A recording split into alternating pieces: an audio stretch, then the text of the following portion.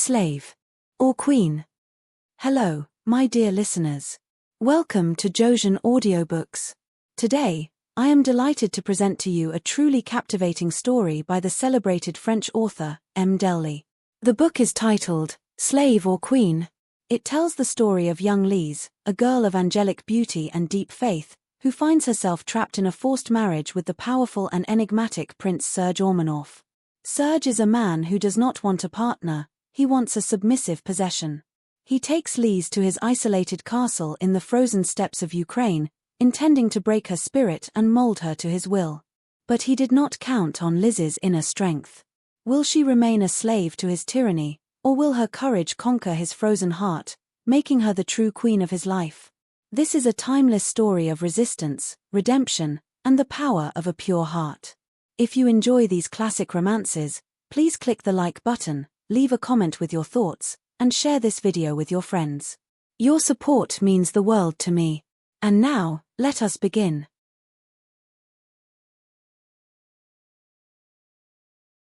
Chapter 1. Driven by a humid and warm southwest wind, the clouds raced across the pale azure sky, veiling at every moment the November sun which was beginning to decline.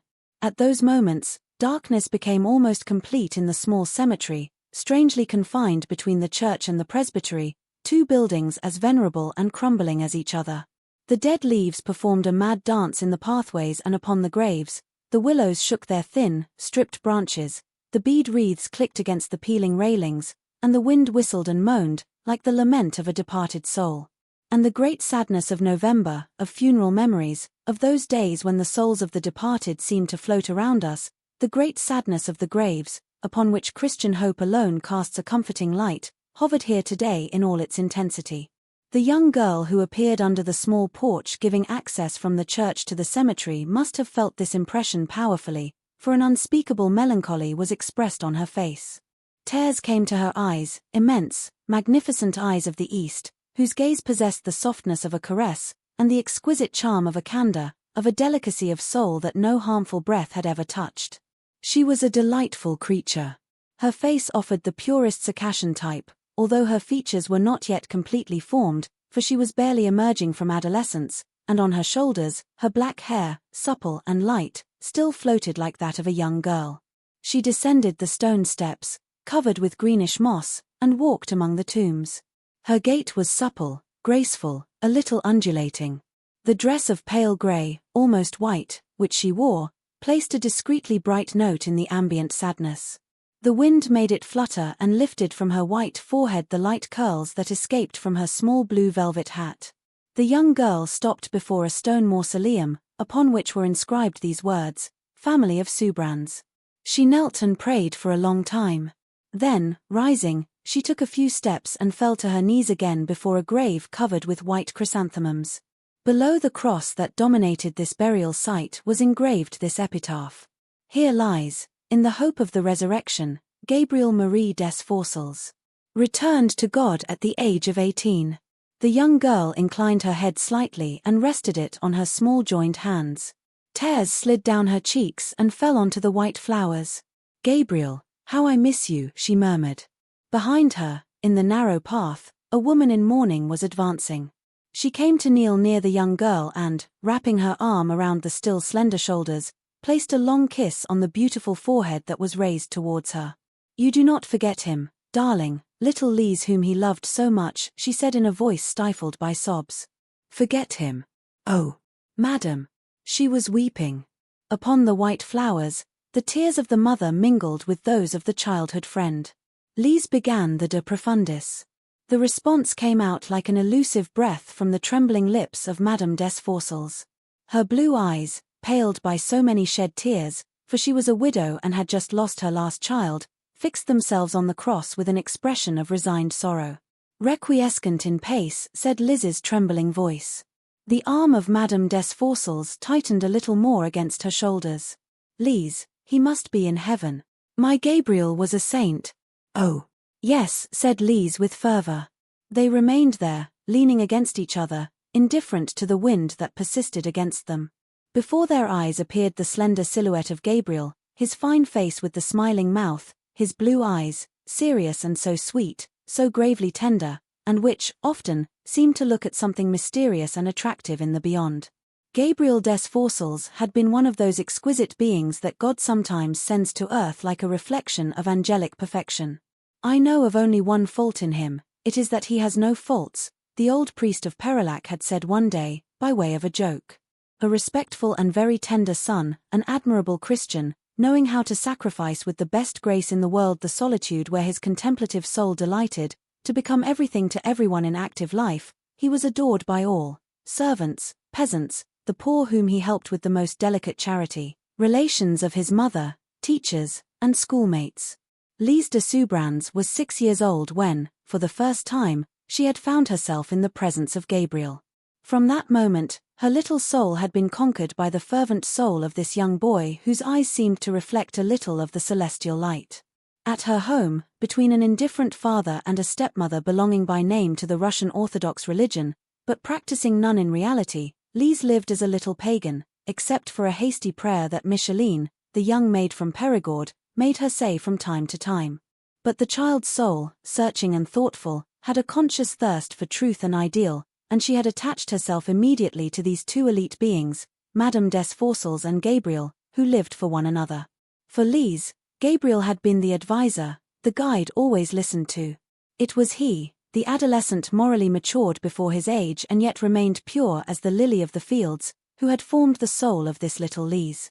A soul vibrant and delicate among all, a tender soul, easily mystical, but a little timid, folding back on itself before the anticipated shock, and to which he had said, "The strength of God is with you.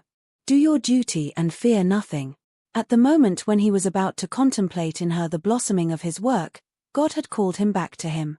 Lise had seen him one last time on his deathbed, and he was so calm, so angelically beautiful that she had only been able to murmur, falling to her knees, "Gabriel, pray for me."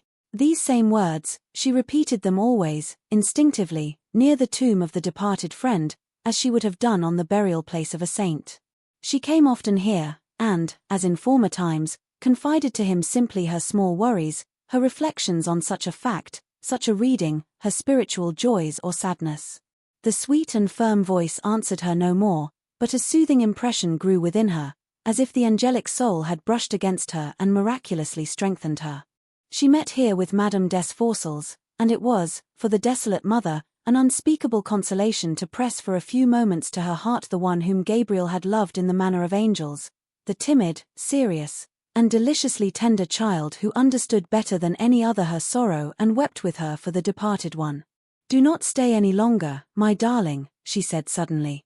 "There is a real draught here, and you are lightly dressed. Go, little Lise, and thank you." Lise placed a kiss on the faded cheek, cast a last look at the grave, and rose. She left the cemetery, entered a narrow lane which led directly into the countryside. A long avenue of oak trees began at some distance.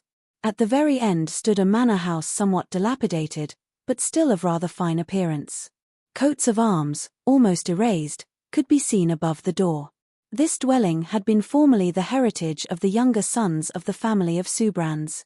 While during the Revolution, their castle of Beauzac, a few kilometers away, was looted and demolished, La Bardonnais remained in their possession, and Jacques de Soubrans, Lise's father, had been very happy to find the old dwelling to come and die there, after having dissipated his health and his personal fortune in the high life of Paris. His widow had remained there and raised her children with the help of a tutor. Lise was only the stepdaughter of Catherine de Soubrans.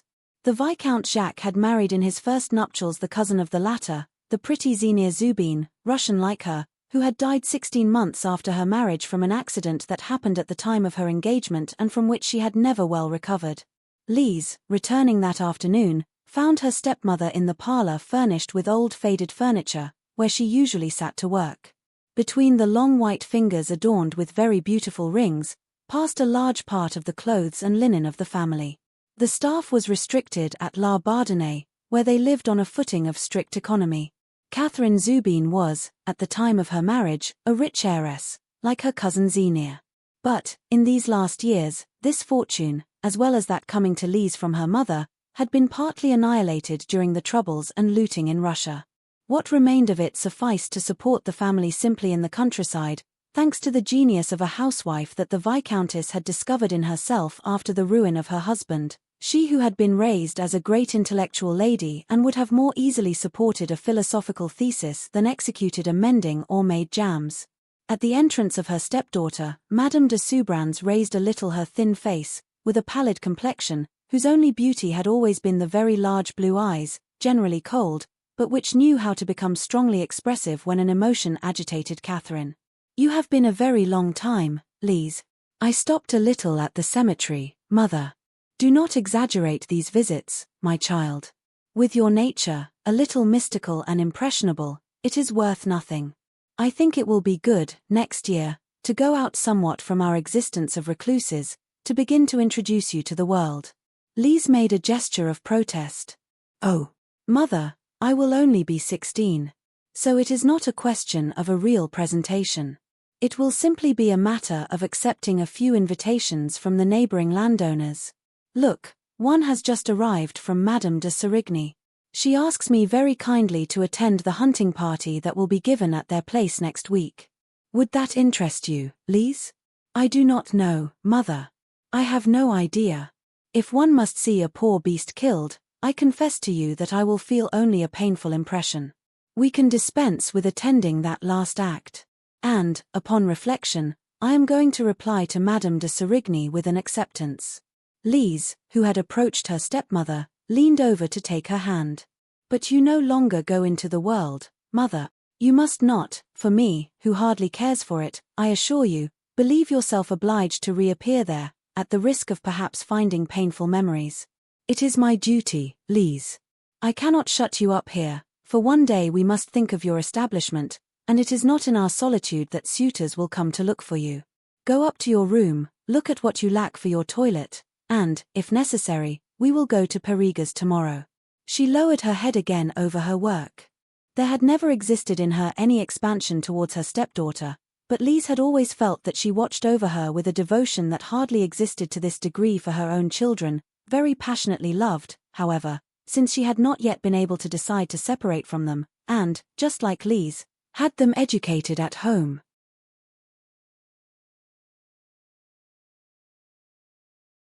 Chapter 2. The hunt was coming to an end. The stag, cornered near the crossroads of the three beaches, now lay lifeless, and the head huntsman was presenting on his cape the foot of the victim to a grand English lady whom the Serigny family counted among their guests. "Does this not compare to your hunts in Ukraine, Prince?" asked Robert de Serigny, the eldest son of the hosts, addressing one of the hunters whom the chance of the pursuit had brought near him at the moment of the kill. "This one interested me greatly, I assure you. Hunting, in whatever form it may be, is my passion."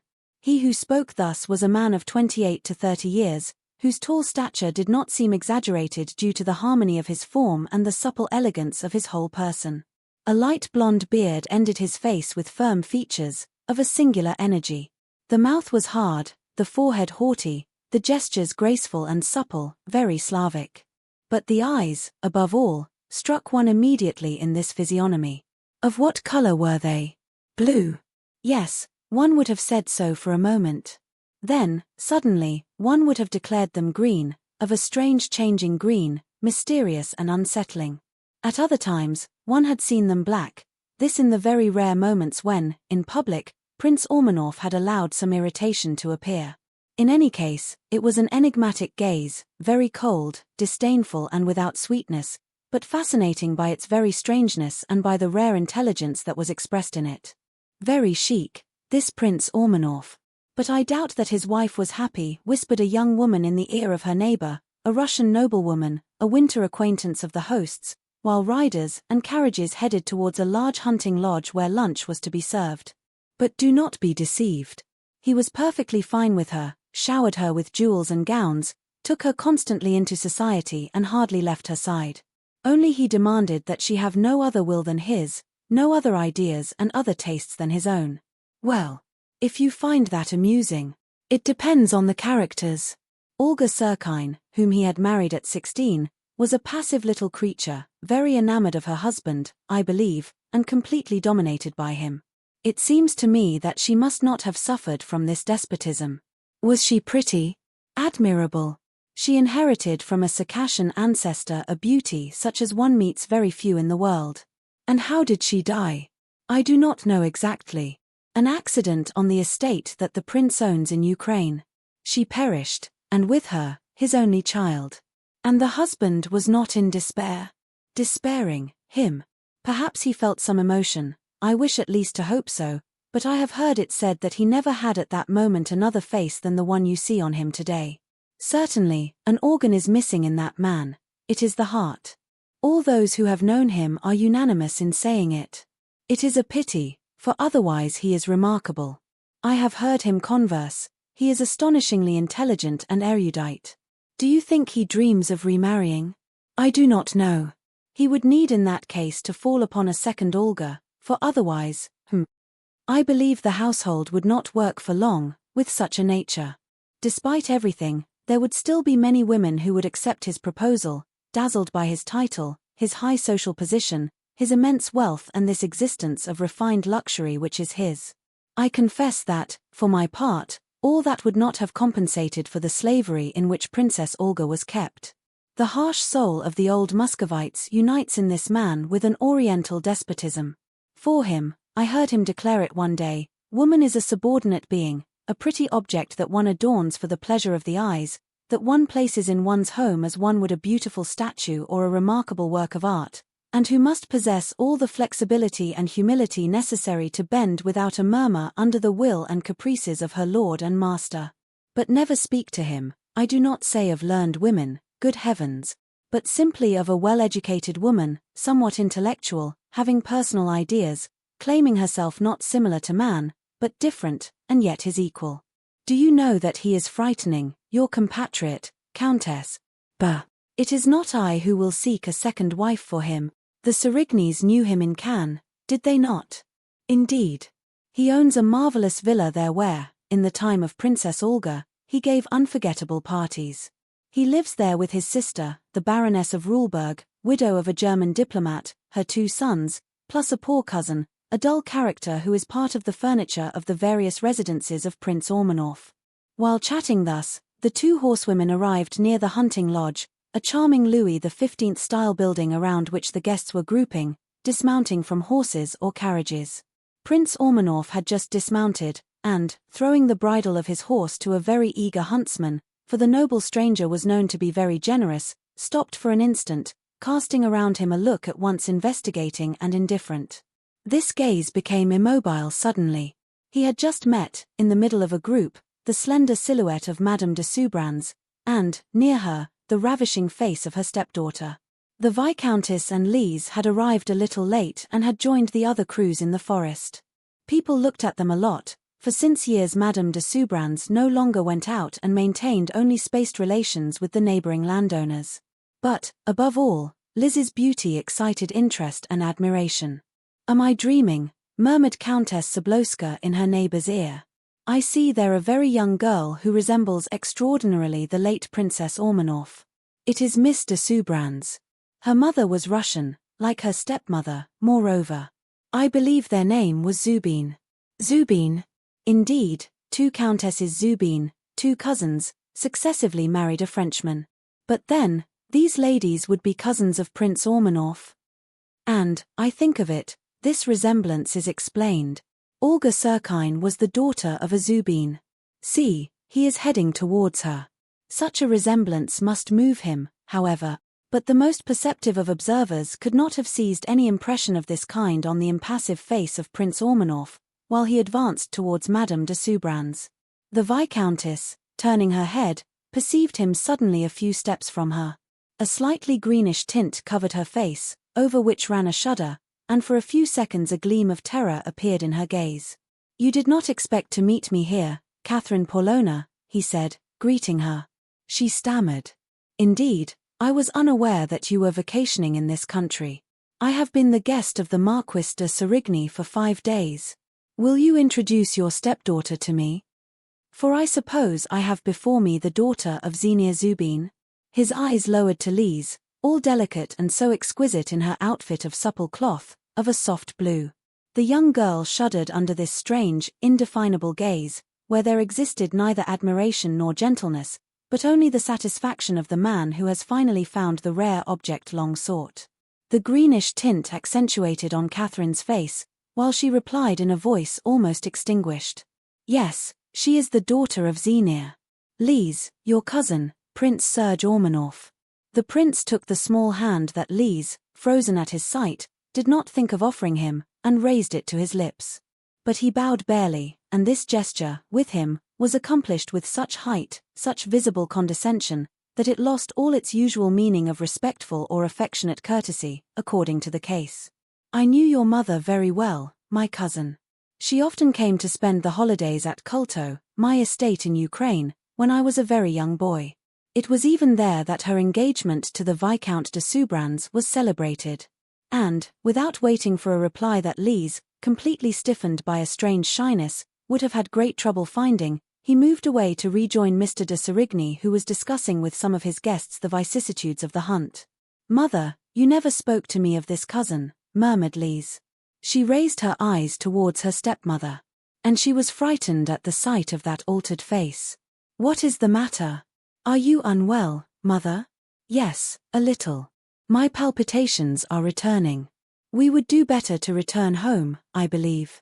They hastily took leave of Madame de Serigny, who escorted them to their carriage, expressing all her regrets. Prince Ormanoff watched them leave and followed them for a few moments with his eyes, while the carriage moved away.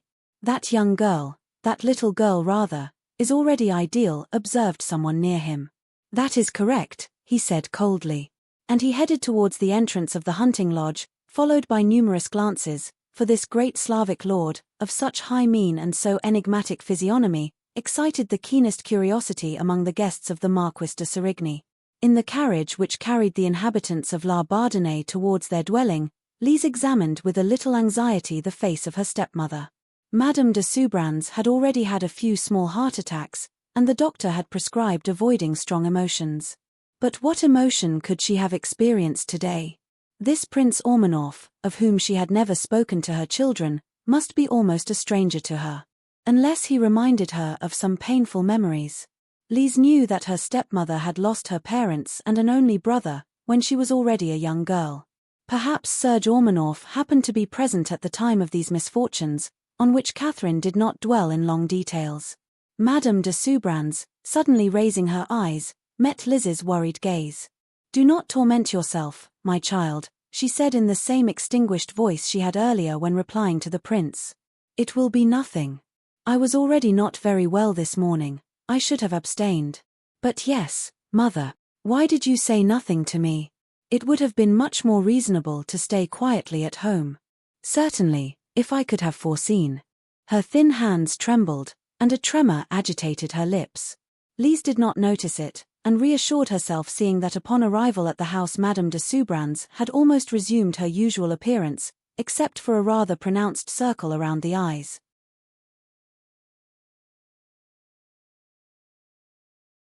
Chapter 3. A bright autumn sun flooded the large, rather bare room known as the study at La Bardonnais. The polished skull of Mr. Babille, the tutor, was all illuminated by it and shone with the brightest brilliance. But the good man did not care. While inhaling delicately, from time to time, a pinch of snuff, he put all his care into correcting a Latin version that Lise had just finished. The most intelligent little female brain I have ever known, he would willingly declare with pride. For he was proud of the eldest of his pupils, good Mr. Babille. Certainly, Alberic, a 12-year-old boy, turbulent and stubborn, and his sister Anouchka did not lack intelligence, but they did not possess Lise's keen understanding, her ardor for work, nor that delicate kindness which had always prevented charming Lise from joining in the pranks they devised against the tutor, whose little habits and eccentricities excited their sometimes unconsciously wicked verve. At this moment, Alberic, leaning towards Anouchka, pointed out the dazzling skull to her. The little girl burst out laughing. Mr. Babille raised his eyes slightly, murmured a hush full of indulgence, then returned to his correction. But Lise looked at her juniors with a severe air, and immediately they returned to work. This elder sister, so beautiful, so gentle, exercised a real ascendancy over them, and for nothing in the world would they have wanted to make their Lise cry, as they called her in their moments of affection.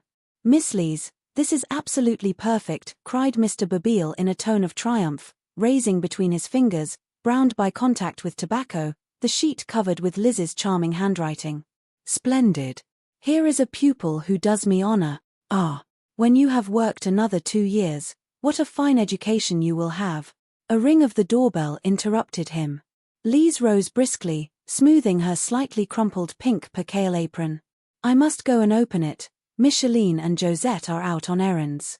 She went out into the vestibule and headed towards the door, which she opened just as a second ring, dry and impatient, resounded. She started and made an involuntary movement of recoil upon seeing Prince Ormanoff before her. He removed his hat, asking, "Could I see Madame de Soubrans, my cousin?" "Why, yes, I think. Will you come in, Prince?"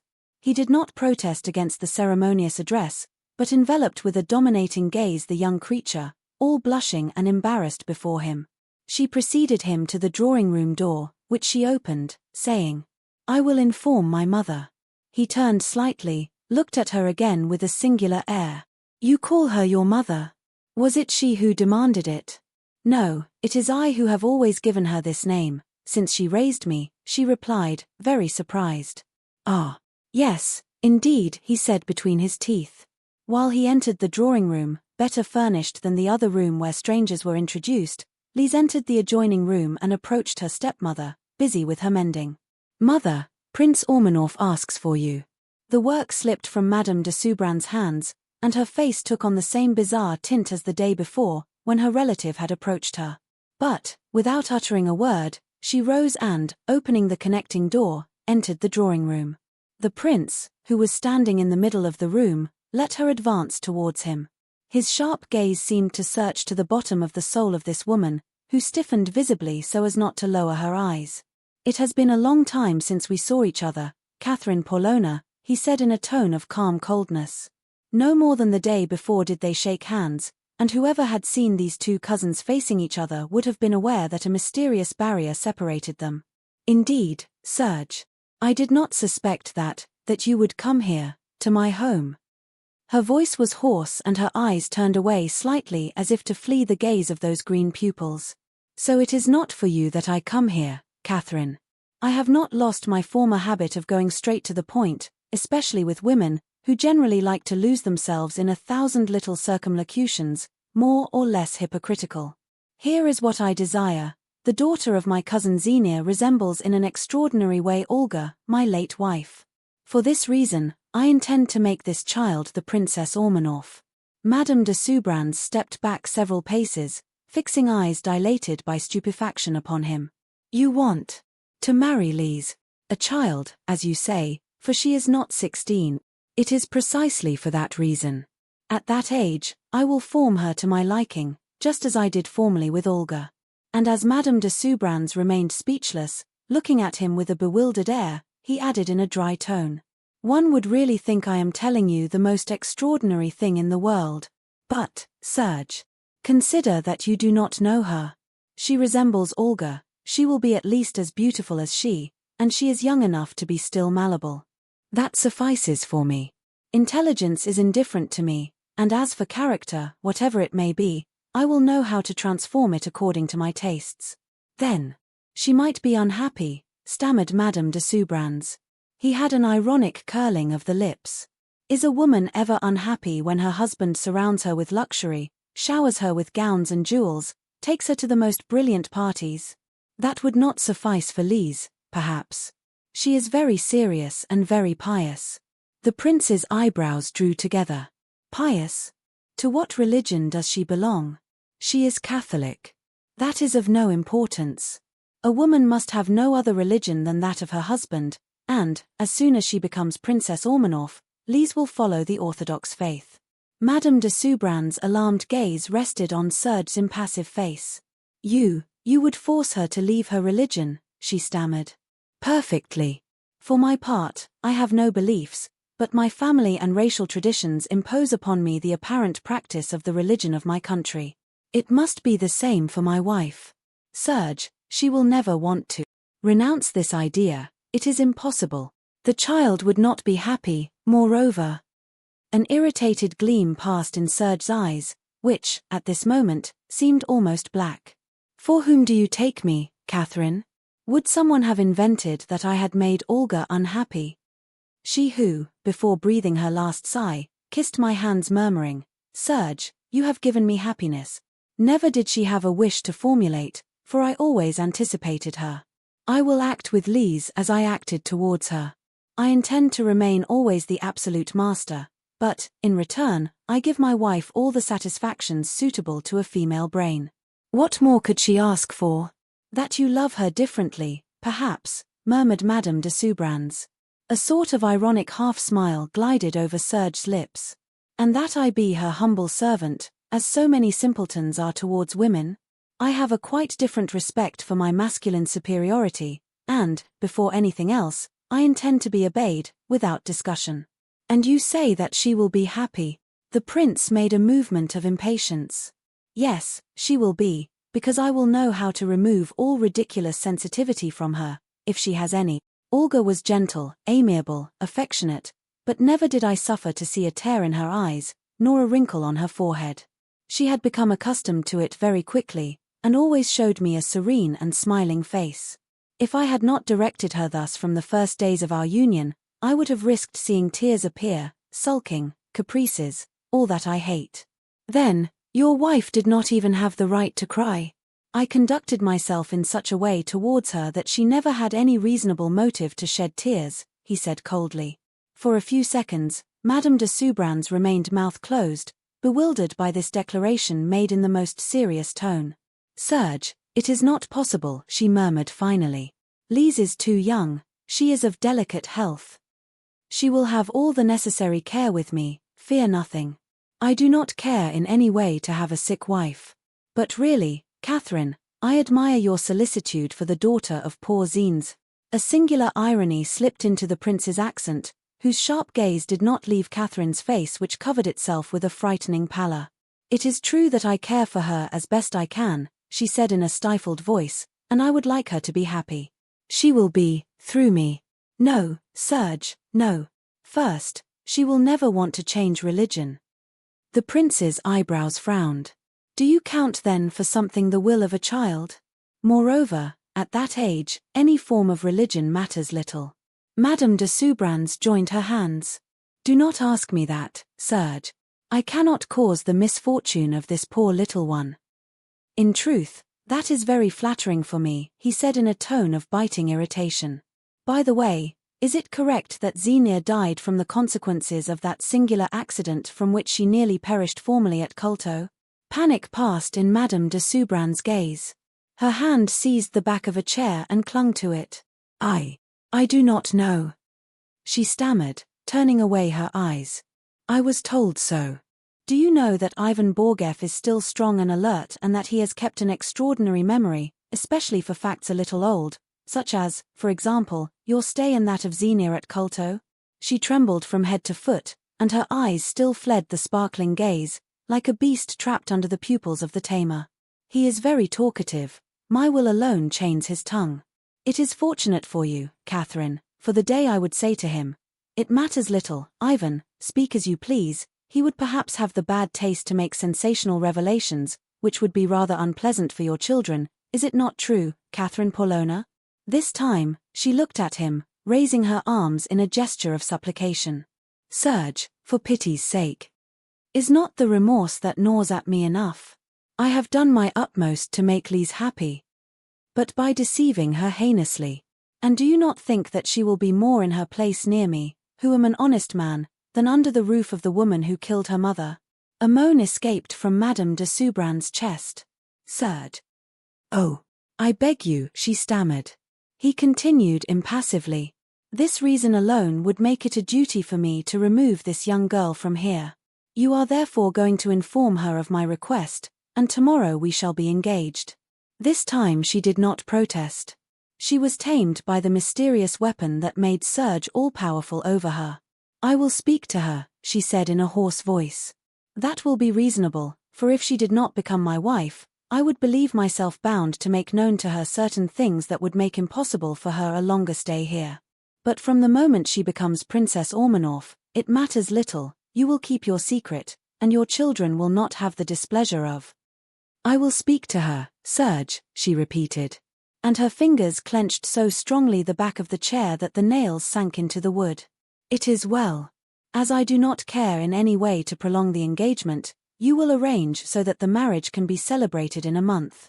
It will be first at the Catholic Church. It is a concession that I am willing to make, since, until now, Lise has practiced this religion which is that of this country and which was that of her father. Then, one of our priests will come to bless our union here according to our rites. Anne. If she refuses absolutely, on that point, murmured Madame de Soubrans. He shrugged his shoulders impatiently. A child. How can she have a fixed opinion on this or that religion? That means nothing at all, Catherine.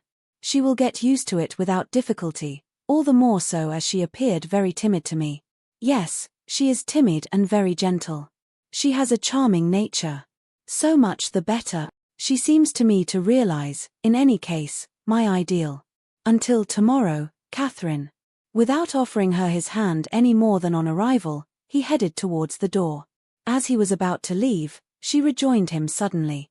You will not make her suffer too much, Serge, she said in a tone of supplication. He made an irritated movement. Do you pretend to mock me, Catherine? I have no idea of passing for a Bluebeard, know it. Olga was happy near me, Lise will be the same. And remember that, in any case, this child will not remain here now. You must not have forgotten, have you, that the motto of the Princes Ormanoff is, let the whole earth perish, and the honor even of my own, provided that my will be accomplished. She bowed her head without answering, and he left the drawing room. Then she collapsed onto a seat and buried her face in her hands. It is awful. Awful. She murmured. Poor little Lise, must I then sacrifice you? Yes, for I know too well that he will put his measure into execution. Then my children would be dishonored. And Lise, herself, would be so unhappy, on learning that. Oh, what torture is this weight that I drag, she groaned, wringing her hands. Why must this man have come to add to it still? It is true that, perhaps, Lise will be happier near him than I believe. Charming as she is, he will love her, however cold his heart may be. She will bring him to less uncompromising ideas. She tried thus to reassure herself, to persuade herself even that Lise would find happiness in this union. After all, it was true that she had heard it said that Olga seemed very happy, and that she loved her husband very much. Why would it not be the same for Lise? I am going to speak to her. There is indeed the question of religion, but she will arrange it with him. After all, he does not hide that he is indifferent and holds to his own only by tradition. Therefore, he will let himself be swayed, if she knows how to go about it. She rose, opened the door and called, Lise. Then she entered the adjoining room and sat in her usual place, but turning her back to the light, for she was conscious of the alteration of her face. You called me, mother, said Lise, advancing with a light step. Yes, my child. Sit down here, and listen to me. I will go straight to the point. Prince Ormanoff, seeing in you the living portrait of his first wife, your cousin and his, asks for your hand in marriage. Lise started with stupefaction, fixing her beautiful bewildered eyes on her stepmother. Oh, mother! It is a joke. At my age. Olga was not 16 when Serge married her. Oh, no, no.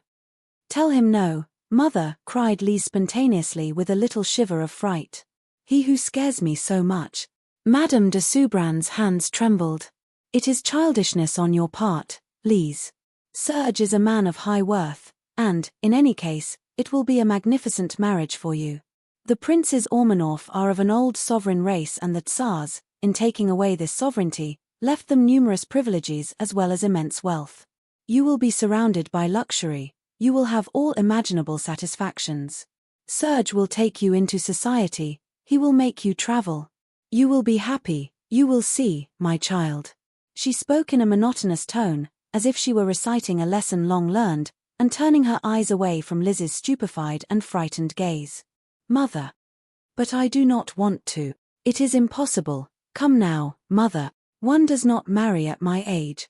Surprise had at first dominated her, but now it was terror, understanding that, really, this inconceivable thing was serious. But yes, Lise. Do not oblige me to repeat the same things to you, my child. I am so weary. Lise leaned forward a little to try to see her stepmother's face. It is true, you seem very tired, mother. What is the matter? This heart, always, said Madame de Soubrans in a slightly panting voice.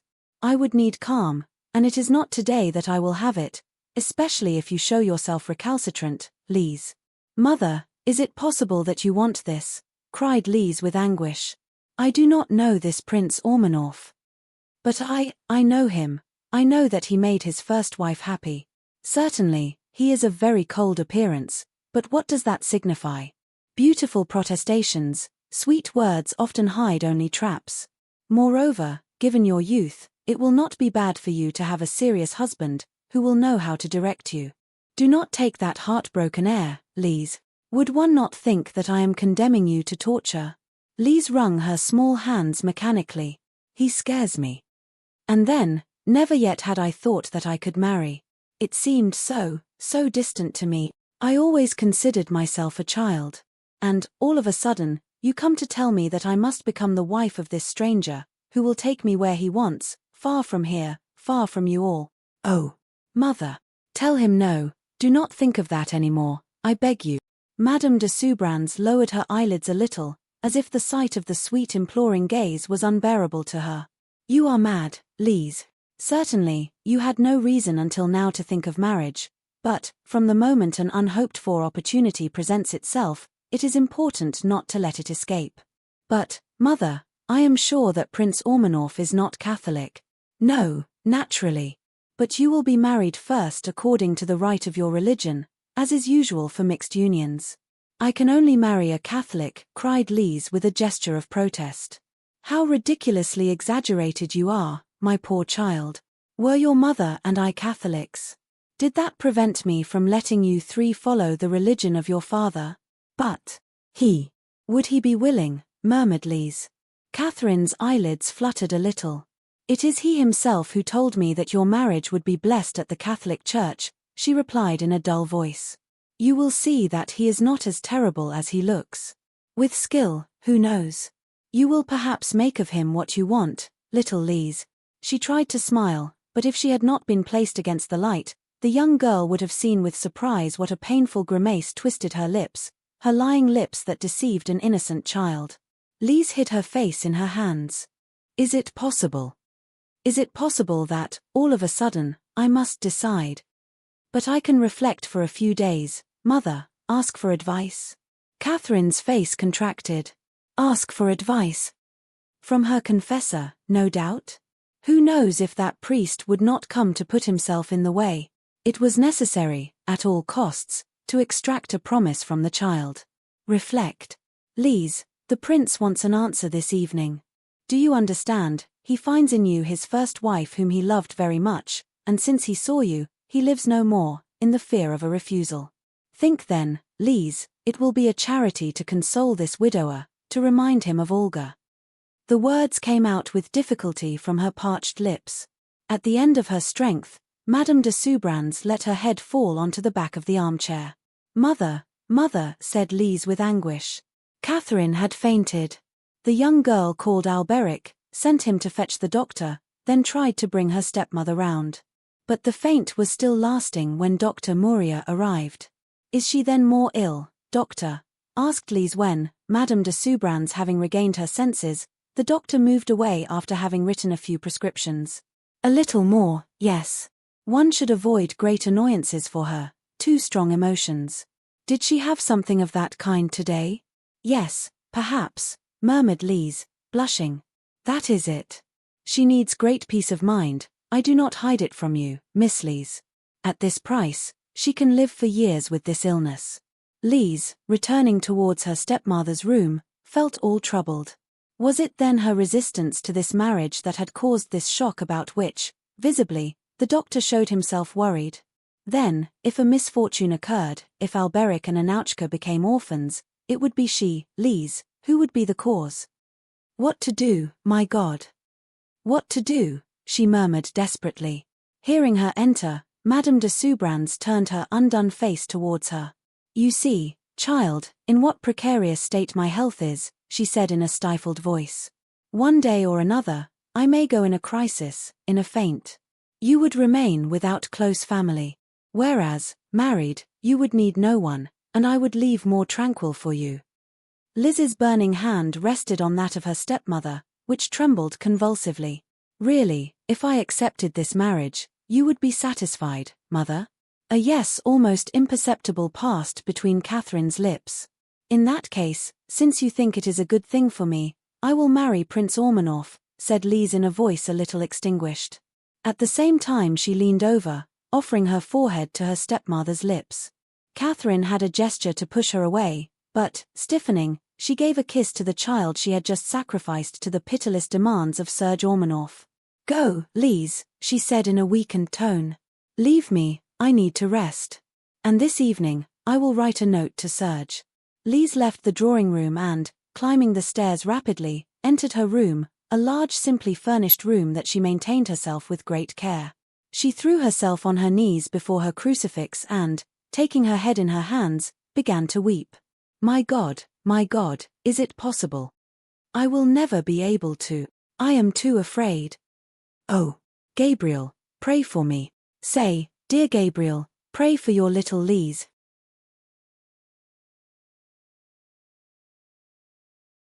Chapter 4.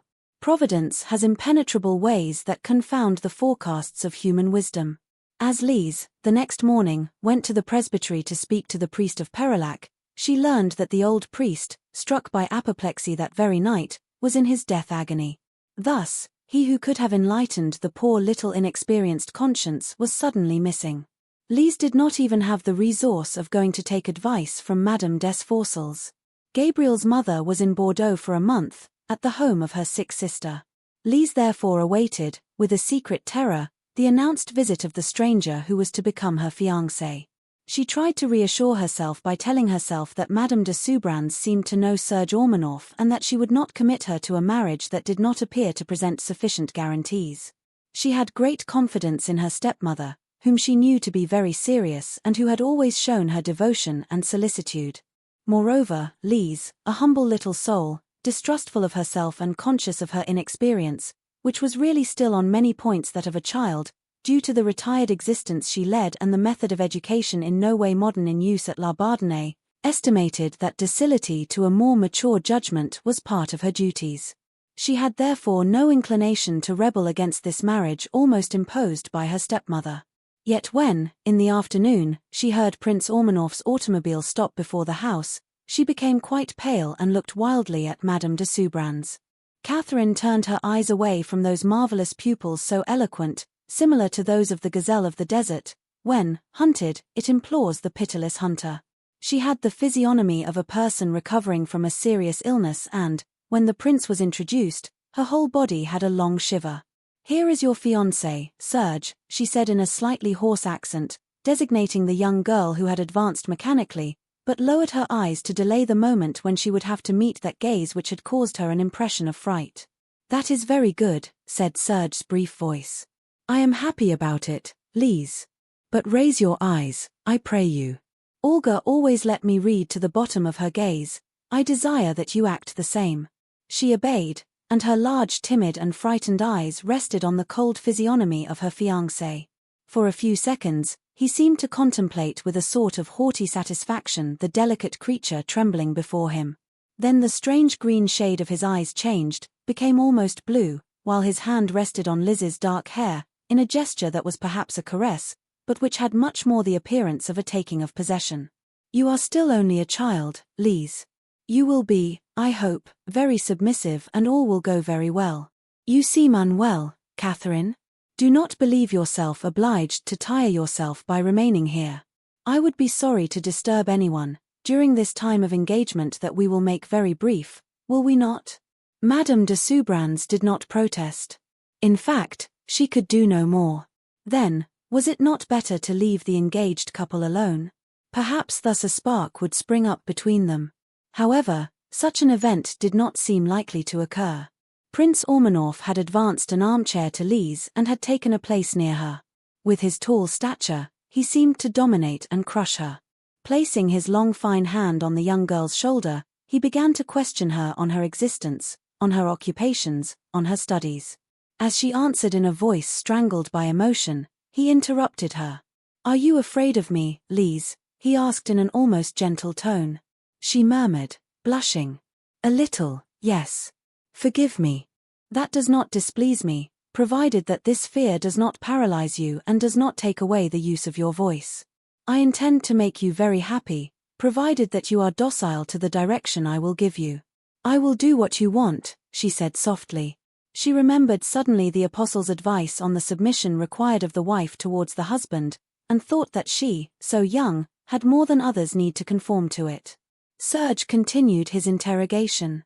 He nodded with satisfaction on learning that she spoke Russian and German fluently, but frowned at the sole word of Latin. "You will do me the pleasure of forgetting that," he said coldly. "Nothing gives a woman more an air of pedantry, that which I detest the most in the world. Moreover, your education appears to me on the way to being pushed too far. Fortunately, there is still time to stem it. You will no longer allow me to work," she stammered. "Ah, certainly not. Soiling your fingers with scribblings useless to your sex, tiring your beautiful eyes with ridiculous studies. It is not I who will ever authorize that, Lise." Tears that she could not hold back came to the young girl's eyes. Serge had a movement of irritation, and it appeared to Lise that his hand weighed heavily on her shoulder. "Listen to me, and let this be said once and for all. Accustom yourself to no longer cry about everything and nothing, as women do so willingly, for nothing is more unbearable." She bowed her head and tried to suppress her tears. But they increased on the contrary, and slid slowly down her cheeks and onto the white voile bodice she had worn today in honor of her engagement. A gleam of emotion, almost imperceptible, appeared for an instant in the prince's gaze. He made a movement to lean towards Lise. But, thinking better of it, he sank into his armchair saying in a calm tone, "When you are more reasonable, we will chat, little girl too impressionable." He took out of his pocket a gold case delicately chased and, opening it, took a cigarette from it. Soon a thin spiral of smoke rose and a smell of fine tobacco floated in the room. From the corner of his eye, Serge observed his fiancée. She still kept her head lowered, but the tears were drying on her cheeks a little flushed. "Lise." She raised her eyes, still misty with tears, and looked successively, with a bewildered air, at the case presented to her and at Prince Ormanoff's face. "You do not smoke." "Oh, no," she said in a startled tone. "It is, however, a frequent thing in our country, and you will have to get used to it, for it pleases me to see sometimes a cigarette between pretty lips." She seemed so absolutely stunned, and even suffocated, that a slight smile came to Serge's lips. "That seems to astonish you prodigiously, little Lise. It is true that my cousin Catherine never smoked, but your mother, on the other hand, was a devotee of the cigarette." Lise said timidly, "Did you know mother very well, Prince?" "Call me Serge." "Yes, I saw her for several years, during my stays in Moscow and St. Petersburg. I was very young then. She came also 1 year, to Kulto, with her cousin Catherine. Already she was engaged to the Viscount de Soubrans. Give me your hand, Lise. I was able to find in Périgueux a very pretty ring, waiting until I choose another for you in Paris." He slipped onto the trembling little finger the gold circle adorned with a ruby and diamonds, then, keeping her hand between his, and caressing it like that of a very well-behaved child, he began to describe Cannes to her, the parties given there, the relations that were his, all with the condescension of a serious man who deigns to occupy himself with amusing a little girl. This attitude did not vary in any way subsequently. Lise was constantly treated as a child. Sometimes, without apparent motive, he showed her a severe coldness, and the trembling little fiancée, quite distraught, sought in vain what she could have said or done against his will. Already she felt an inflexible will weighing down on her. Serge considered her as belonging to him and spoke as a master. "Lise, come with me into the garden. Keep your childish hairstyle, I prefer that for the moment. I am taking you by automobile to Périgueux." All that in the peremptory tone of a man accustomed to see everything bend before his will. Madame de Soubrans had however tried to object that this walk for two was not in conformity with French customs, but he had replied simply with an ironic smile, and, the 2 following days, had taken Lise a little further still. Catherine bowed her head. Prince Ormanoff had made her understand too well that she, less than any other, could boast of rights over her stepdaughter. One morning, on arriving at La Bardonnais, Serge found his fiancée busy mending linen. It was a task she often assumed to help her stepmother, and she did it wholeheartedly, for eagerness to relieve others or to please them was one of the traits of her beautiful little nature. "What are you working on there?" said the prince dryly. "Will you leave that alone?" And, taking the napkin from the hands of the astounded Lise, he threw it far away onto a chair. "I do not want you to ruin your fingers with such horrors," he added. "Only a few delicate embroideries will be tolerated by me." Poor Lise found herself completely helpless. Was it then really an idle and useless existence that was prepared for her so industrious, and who loved work so much in all its forms? Only music seemed to find grace before Serge Ormanoff, and even then he did not permit music too learned which did not suit a female brain, he had declared with his usual disdainful haughtiness. 6 days after the engagement, Madame de Soubrans, Lise, and the prince left for Paris. Serge had decided that it was necessary to go there to order the trousseau and the outfits of the future princess.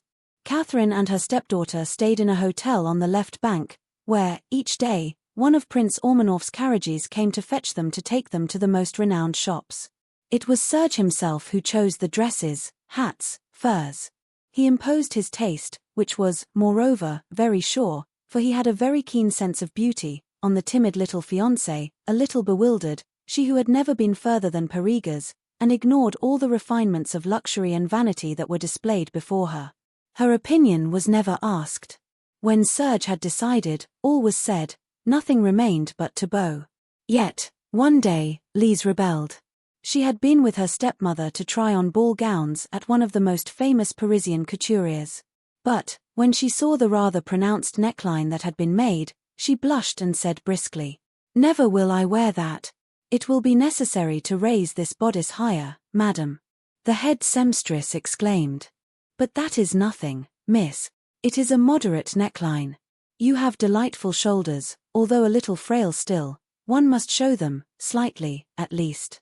"No, I do not want to," said Lise in a firm tone. "You will change this bodice, I pray you."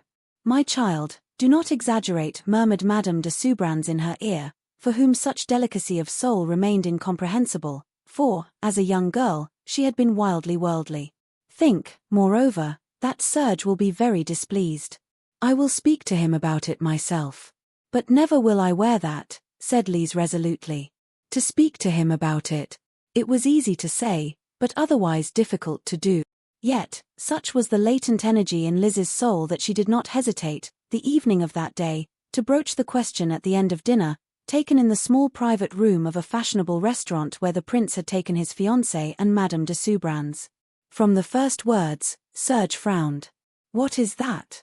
You decided this change on your own authority?"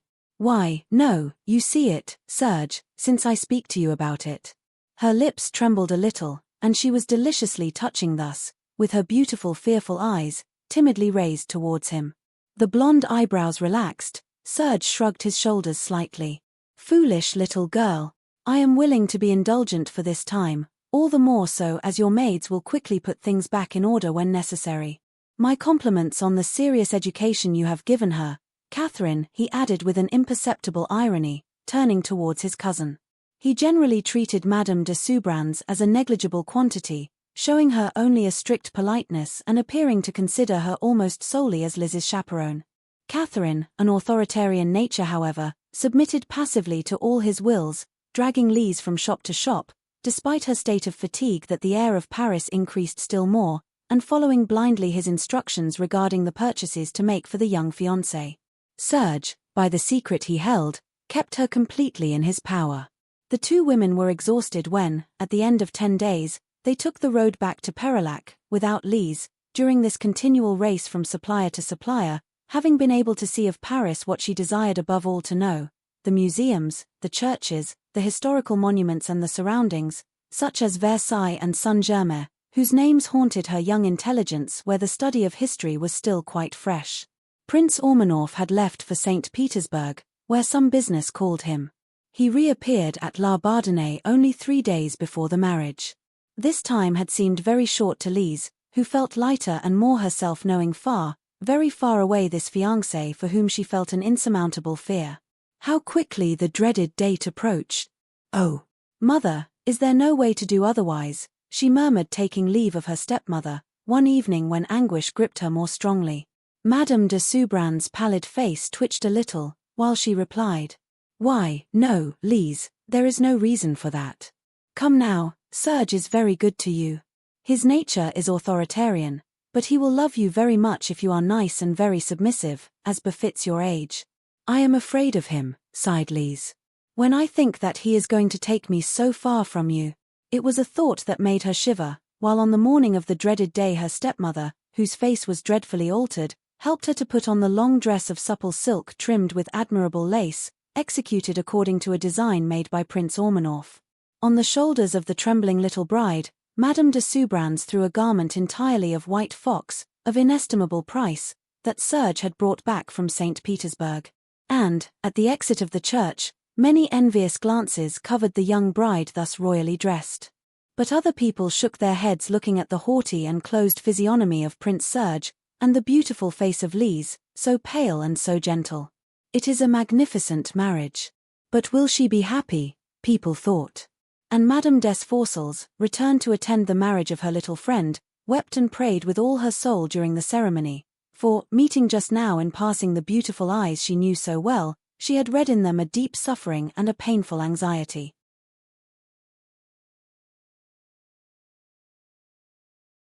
Chapter 5. A light snow had fallen in the morning and still powdered the stripped trees of the cemetery, the narrow paths, and the graves which seemed thus all adorned, as if to welcome the new bride who had just opened the old rusty gate.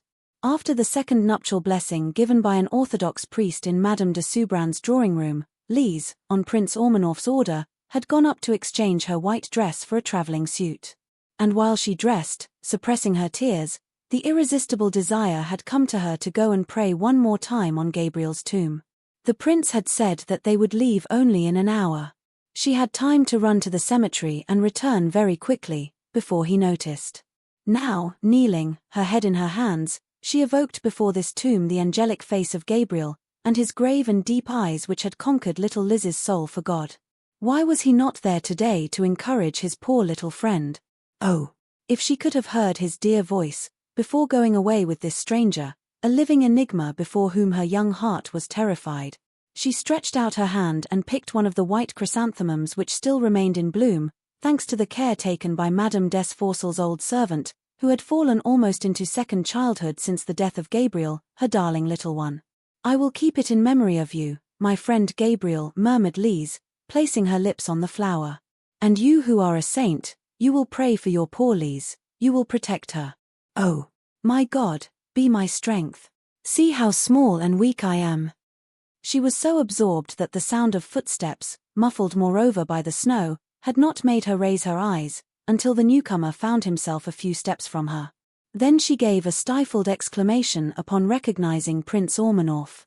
"What are you doing here?" The voice was hard, the eyes that Lise's distraught gaze met appeared almost black to the young woman. "I came to pray one last time on the grave of a friend," she replied in a voice a little extinguished. "A friend? How is that? Explain yourself." She told then how she had entered into relations with Madame Desforcelles and her son, how Gabriel and she had sympathized immediately, and what grief his death had caused her. She trembled, much less because of the cold north wind than from the shock due to the sudden appearance of her husband, and, forgetting to rise, she seemed kneeling before him like a poor little lamb before some pitiless wild beast. He listened to her, impassive, and, when she had finished, he said only, in a sharp and icy tone, "You must forget all that, Lise." Bewilderment passed in the young woman's gaze. "Forget Gabriel? Oh, Serge. It will be necessary. Every trace of your previous existence must disappear from your memory, for I have a right to all your thoughts, and I intend to possess them all. You must no longer have but one goal in existence, it is to obey me and to please me. Now, get up and follow me." His firm and yet strangely supple hand rested on Lise's and detached it without violence from the railing to which she was clutching. The young woman rose mechanically. The prince's sharp gaze rested on her other hand, closed as if she were holding something. "What have you there, Lise?" "A flower," she murmured. "What flower?" With a gesture, she pointed to the chrysanthemums. "You picked it here. You were taking it away as a souvenir?" She nodded her head affirmatively. Her throat was so tight that it seemed impossible for her to pronounce a word. "Give me that." She raised a look of anguish to Serge's haughty face. "Why?" she stammered. "Because I wish it." "Give it." But she clasped the flower tighter between her trembling fingers, and, instinctively, tried to step back as if to escape Serge. Alas! A vigorous grip held her frail little hand. How little a thing she was near this man in all the blossoming of his triumphant masculine strength. "Give it, Lise," he repeated. His voice was cold, very calm, but Lise shivered under the hard and disturbing gaze that fastened upon her. The young woman's hand half opened, revealing the white flower. But she did not hold it out to Serge. It was he who took it between his gloved fingers. He threw it to the ground and pressed his heel upon it. "This is what I do with flowers of remembrance. As for such resistance to my will, I dispense with qualifying it. But I urge you not to begin a scene of this kind again." He took her arm, and, pressing it under his, led the young woman towards the cemetery gate. She let it happen, incapable of resisting. But her poor heart leaped with pain and fright, and tears gathered under her trembling eyelids. Before the gate waited Prince Ormanoff's superb automobile. Serge made his wife get in, and sat down near her, throwing this order to the chauffeur. Full speed ahead. Almost soundlessly, the automobile moved away, and, barely out of the village, took on a mad pace. Lise, at first, did not pay attention. She concentrated her thoughts on that poor flower, which lay back there on the snowy ground, trampled, unrecognizable, Gabriel's flower, white and pure like him. And the burning tears slid, one by one, down her pale and desolate face, without her thinking of the prohibition that had been intimated to her earlier, without her noticing the look of irritated impatience that rested upon her.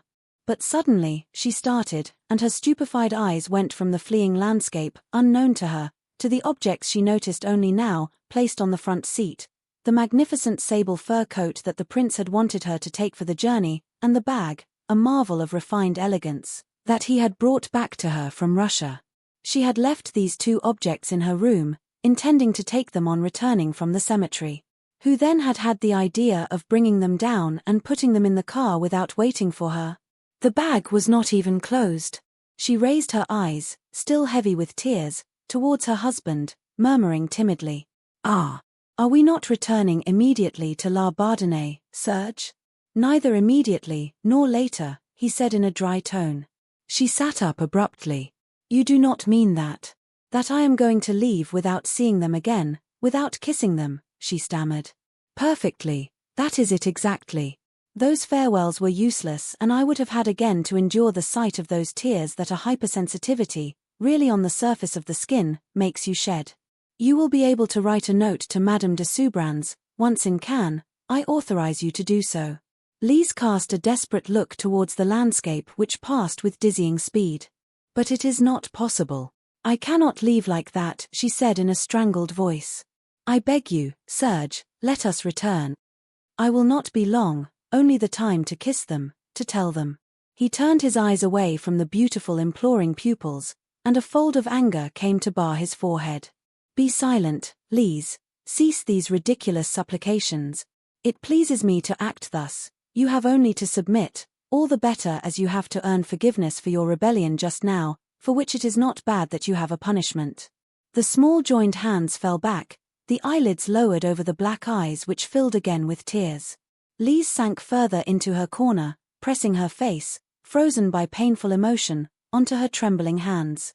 She knew now that in this husband who had this morning, by the voice of the priest, promised love and protection to Lise de Soubrans, she would find only a despotic and pitiless master.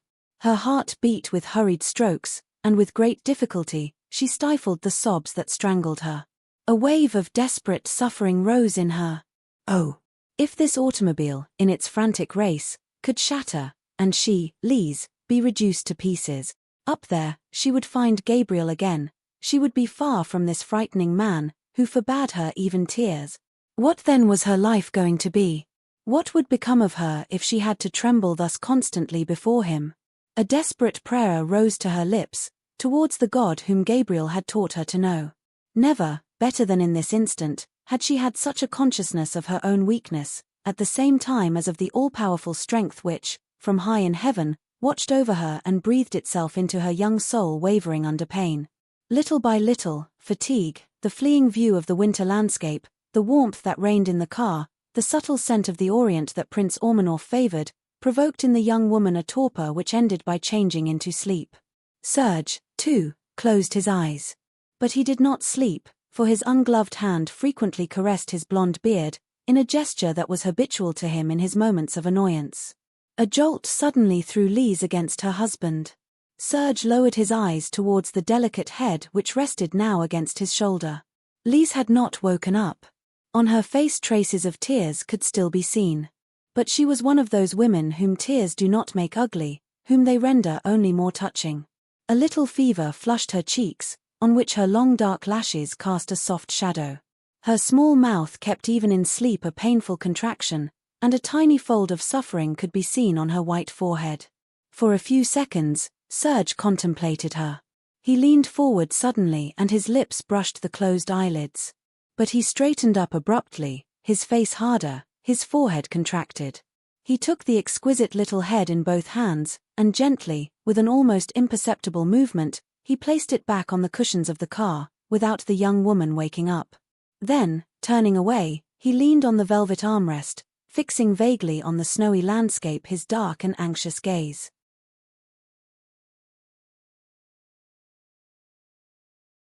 Chapter 6.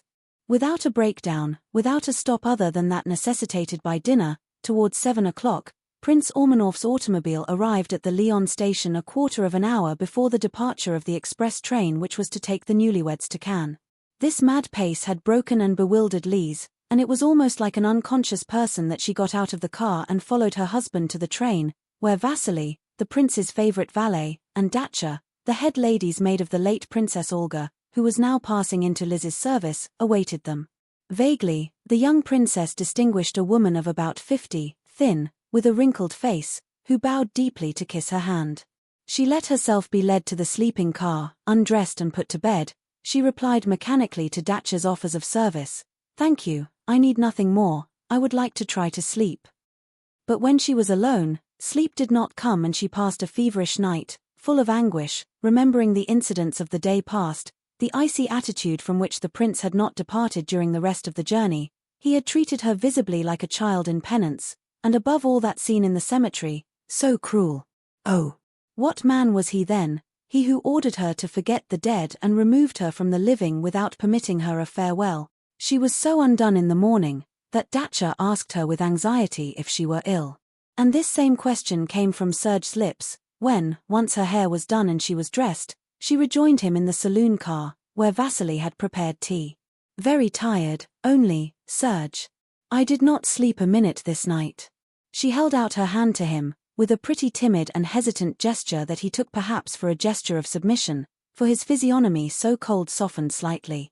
"Whose fault is it, naughty child? Why not have been more reasonable yesterday and obliged me to severity? I forgive today, but do not forget this lesson, Lise." He kissed her on the forehead and made her sit near him, while Vasily served tea. During the rest of the journey, he resumed the attitude of condescension at once disdainful and slightly caressing that he had had in general during his engagement. Yesterday, Lise was the insubordinate child that one punishes, today it was the good and repentant child, towards whom a magnanimous master was willing to show some indulgence. But, while forcing her lips to smile, Lise remained at the bottom of her heart mortally sad, and this impression was not modified by the radiant sun, by the sight of the southern vegetation, by the crossing of the luxurious quarters of Cannes in the carriage that awaited the prince and his wife at the station. However, an admiring exclamation escaped her at the appearance of the marvel that was the Villa Ormanoff. "Does my dwelling please you, little Lise?" asked Serge, whose indefinable gaze returned ceaselessly towards her. "Oh, very much. How beautiful it is. I would never have thought that something similar existed. You are destined to be its most charming ornament, Lise." Was it a compliment? Nothing, in the cold tone nor in the physiognomy of the prince, could make her believe it. He seemed rather to trace a program for her in a few words. The carriage stopped before the double porch of white marble, at the foot of which the domestic staff, largely Russian, was arranged. Serge helped the young woman to descend, who cast a bewildered look on all these people, respectfully bowed. Would she then, as mistress of the house, have to command all this world? Briefly, Serge named to her the steward, the housekeeper, the butler, the principals of these servants of whom the master himself did not know exactly the number, who followed him in all his displacements and increased by still other units during his stays in Ukraine, due to the remoteness of the estate and the immensity of the castle, which demanded an enormous staff. This formality accomplished, the prince and Lise entered the vestibule, whose delicate columns of white marble disappeared almost under the flowers, and from there into a drawing room where 3 persons were staying, a young woman and 2 boys of 10 to 12 years. Serge had spoken as of a thing without importance of the presence in his home of his sister and his nephews. It had never been a question that Madame de Rulberg would come to attend his marriage. Her brother seemed to consider her a very negligible quantity, and Lise knew from her stepmother that she was insignificant, very apathetic and of rather weak health. All that indeed could be read on the physiognomy of the beautiful blonde woman, a little stout, with a complexion too white and hesitant blue eyes without expression, whom Serge introduced in these terms. My sister, Lydia Vladimirovna, Baroness of Rulberg. Lydia offered her sister-in-law a hand adorned with sparkling rings, pronouncing, in a slow voice, a few words of welcome, very banal, to which Lise, despite her emotion, had no trouble replying. Then the 2 children kissed the hand of their uncle and their new aunt. The eldest, a big blonde and phlegmatic boy, resembled his mother. But little Sasha was a pretty dark-haired child, frail and a little pale, with intelligent and lively grey eyes, which fixed themselves with a naive admiration on the young princess. Come and rest now, Lise, said Prince Ormanoff. As she turned to obey this invitation, she found herself face to face with a person who had just appeared silently, gliding on the thick carpet of the Orient. It was a woman of about 25 years, small, thin, with a slight deformity of the spine, and dressed in a dress of black silk entirely plain. Voluminous hair of a flaxen blonde, very supple and very silky, covered her head, very small, and seemed to oblige her to hold it tilted to the side. The complexion was white, covered with freckles, the features fine, well-formed, except the nose, too thin. Long pale blonde lashes lifted and Lise glimpsed strange yellow pupils, which caused her the most unpleasant impression. Ah, it is you, Varvara, said Serge's brief voice. Lise, Varvara Petrona Dugloff, my cousin.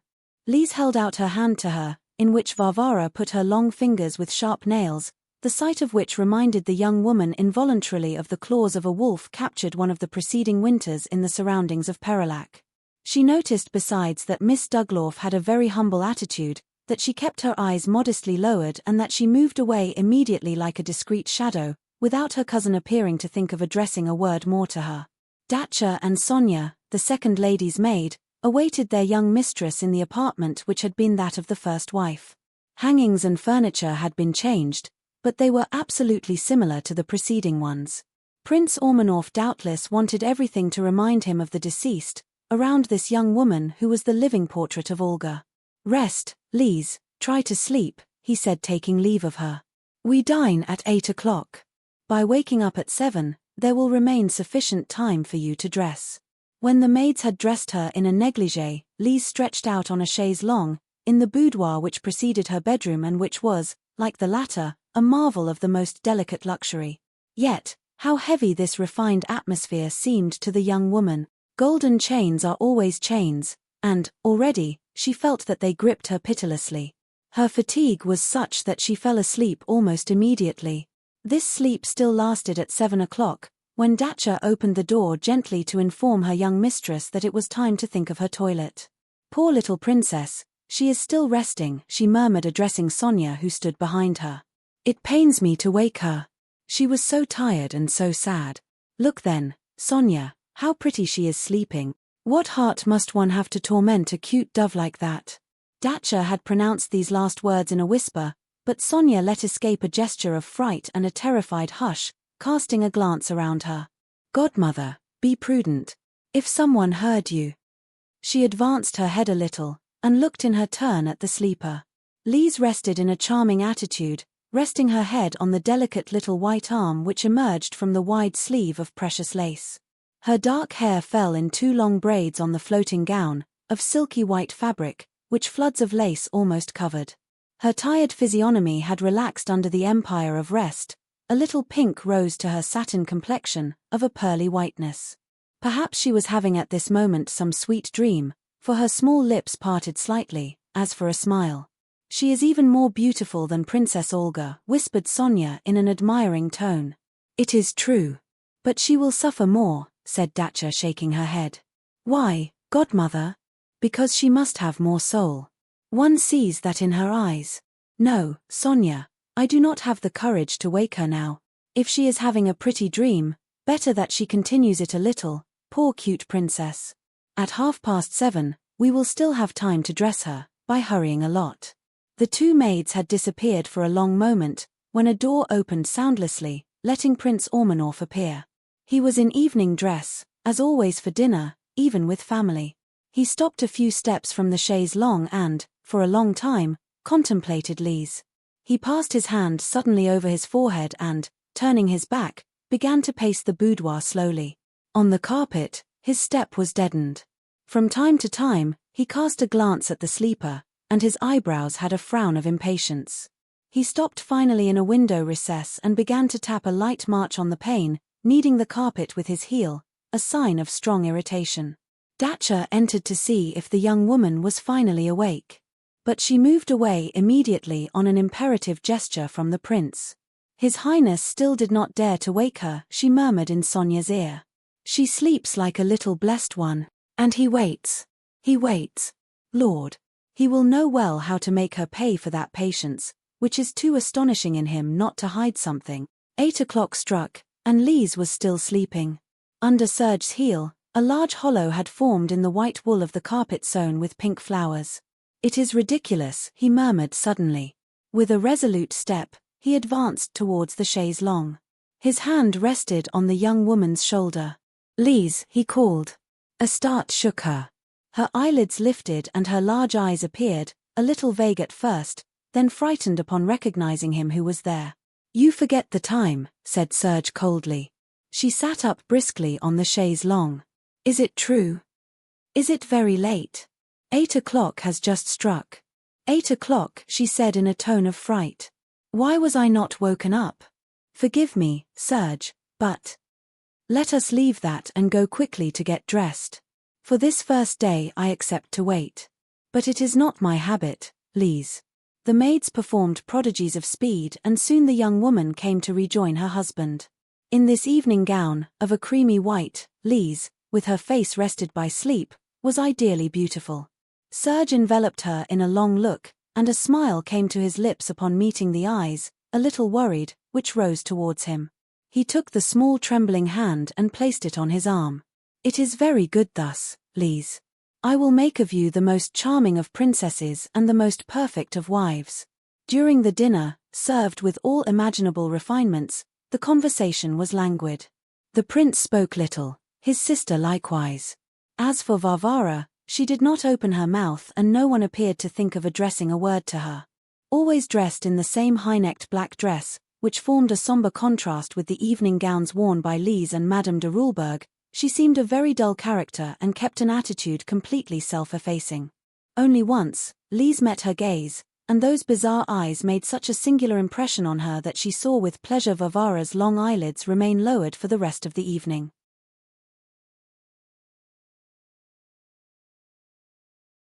Chapter 7.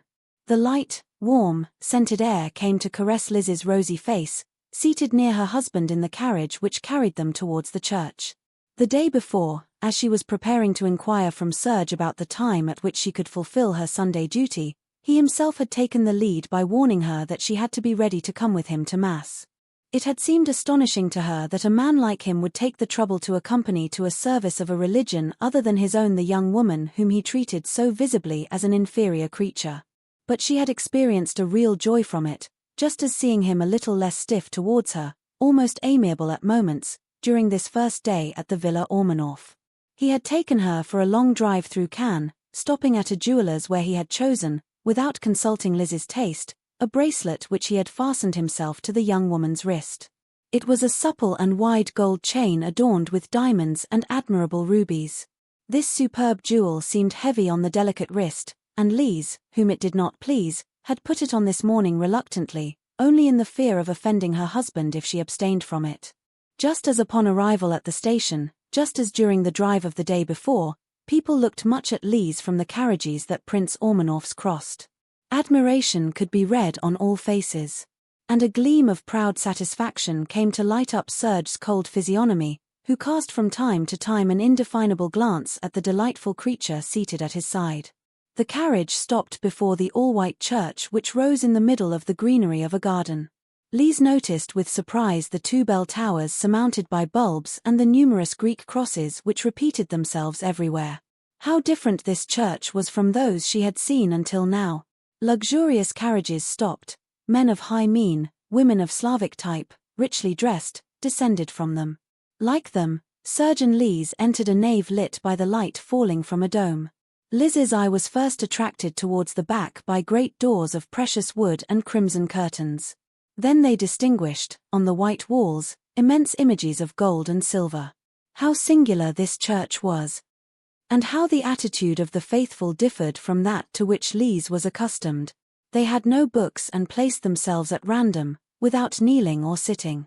Ceaselessly, they made ample signs of the cross, but to Lise's keen astonishment, they touched the right shoulder before the left. There were some who prostrated themselves and struck their forehead on the thick carpet which covered the floor, then they began again to cross themselves, turning their heads towards the gleaming images. In a pew placed to the right of the sanctuary, several people appeared, high personages no doubt, for a special door had given them passage. Chants began, very grave, in the Russian language. The doors of the sanctuary slid soundlessly. A priest appeared, an elderly priest, with a long white beard, who seemed to Lise very different from all those she had seen until now, by the type of physiognomy and by the form of his priestly vestments dazzling with gold. And much stranger still was his way of officiating. Lise no longer recognized herself at all. Then, like the chanters, this priest used the Russian language. She raised an questioning and stupefied look towards her husband. Serge, standing, crossed his arms on his chest. He did not make signs of the cross, and he had the haughty and indifferent attitude of a man who accomplishes an indispensable formality of his rank. He did not appear to see Lise's gaze. And the young woman, a little bewildered, continued to follow with her eyes these unknown rites. She felt a vague anguish invade her, to such a point that she was incapable of appreciating the beauty of the chants, of a melancholy and grandiose simplicity, through which passed suddenly wild sonorities. A singular nervousness took her, a feverish haste came to her to leave this church, to know what. The service ended. Prince Ormanoff and his wife went out a little before the other faithful. They got into the carriage, which took them along the boulevard Alexandre III. Lise raised her eyes towards her husband, who leaned nonchalantly on the silky cushions whose soft green harmonized so well with the delicate complexion, the black hair and the beige dress of the young princess. "This church, is it a Catholic church?" she asked in a voice a little stifled by the dull anxiety that gripped her heart. "A Catholic church? But you must have seen well that no. It is our church, the Russian Orthodox Church." The young woman's eyes dilated suddenly, an intense pallor covered her beautiful face. "Our church? But I am Catholic." You mean to say. Now, it is fitting that you have no other religion than that of your husband. Madame de Soubrans had not then informed you of my will on this subject. She had let me understand, on the contrary, that I would be free to practice my religion, said Lise in an extinguished voice. Serge had a scornful curling of the lips. "That is a mistake. It was useless to deceive you thus. For my part, I never spoke to you of it, first because I believed that Catherine had taken charge of it, and then because I consider the thing of little importance. A certain religiosity does not mar a woman, is even rather useful to her from a moral point of view, but it exists as well in our religion as in Catholicism. It will be necessary to accustom yourself henceforth to pray according to our rites, Lise." It appeared to the young woman that everything turned around her. For a few seconds, she remained speechless, clenching mechanically her white-gloved fingers on the handle of her parasol. "It is not possible that you ask me that," she murmured finally in a tone of anguish. "One does not change religion thus. Mine contains all the truth. I hold to it more than to anything in the world." A gleam passed in Serge's eyes. His hand, a little hard, rested on Lise's wrist. "More than to anything in the world? No, Lise, that you must hold to nothing, except to content me, in everything and always. But this is not the moment for a conversation of this kind," he added in an imperative tone, designating the carriages and pedestrians who crossed them. They remained silent until the villa. In Lise's soul an atrocious anxiety agitated itself. Serge was certainly going to ask her the reason for her resistance, and she prepared herself to struggle with energy, if she could not convince him otherwise. But the prince appeared to have completely forgotten the incident. He showed himself only, during the days that followed, a little more despotic still than usual, doubtless to penetrate well his young wife with the uselessness of a revolt. Even when she was out of his presence, Lise felt weighing heavily on her this tyrannical will, which exercised itself on the smallest details. The gold chain that Serge had fastened to her wrist was truly symbolic. Princess Ormanoff was a slave, and the master claimed even the domination of her conscience and of all her soul. She knew also now what role was devolved to her near this strange husband. Serge Ormanoff was a dilettante who wanted to see beauty around him in all its forms. Among the refinements of luxury and exquisite elegance with which he surrounded himself, one of the principal consisted in the presence of a young woman, very beautiful, with supple movements, of an ideal grace, and whose outfits were a poem of delicate art. These had always to harmonize perfectly with the setting in which the young princess was called to find herself, at such or such hour of the day, and it had happened twice that she had had to change her dress, the one in which Dacia had dressed her, according to the prince's instructions however, having shocked by some detail Serge's aesthete eye. She was for him only an ornament of his dwelling, a pleasure for his eyes and for his brain of a great artistic lord, like the marvels of art that filled his villa, like the priceless flowers of his gardens, like the carriages whose beauty had no equal in this luxurious city of Cannes itself. However inexperienced she might be, Lise was too profoundly intelligent, and of too delicate a heart, not to have grasped at the end of a few days only this particular conception of the role that Princess Ormanoff was to hold here, and not to, above all, experience from it a secret, but intense suffering. This role of object of luxury, of statue adorned for representation, which would have perhaps sufficed for an ordinary nature, revolted already the young soul serious, tender, and so truly Christian of Lise. But she dared let nothing appear. Serge inspired in her such fear that hearing only his supple and firm step she felt herself always agitated by a shiver of fright. It was that he was for her, even in his best moments, a formidable enigma. It was that he was also the absolute master and that she felt herself very small, without defense before him. She understood the full extent of the domination which weighed on her, a few days after her arrival. It was late afternoon. She was embroidering in the white and gold drawing-room which Serge preferred. Little Sasha, seeing her alone, had come to sit near her and chatted gaily. He was a pretty child, very lively, very open. Alone of the family, he inspired at first sight in Lise real sympathy. Prince Ormanoff entered suddenly. He held 2 letters in his hand. At the first glance, Lise recognized the one she had written that very morning to her little sister Anouchka, and one addressed to Madame Desfossels, with whom she had been able to exchange only a hasty word after the nuptial ceremony. She had given them to Dacia so that she would have them posted. On a gesture from his uncle, Sasha slipped away. Lise, worried, raised a questioning look towards her husband. "Here is a correspondence that I confiscate, Lise," he said coldly. A flush of emotion rose to the young woman's face. "Why then?" "Because I authorize none. All these friendly relations must cease. I thought I had made you understand that. Henceforth you must be wholly mine." With a mechanical gesture, Lise pressed her hands to her heart which she felt leaping in her chest. "You do not want me to write to my sister," she said in a stifled voice. "Neither to your sister, nor to your stepmother, nor to anyone. Let that be said once and for all.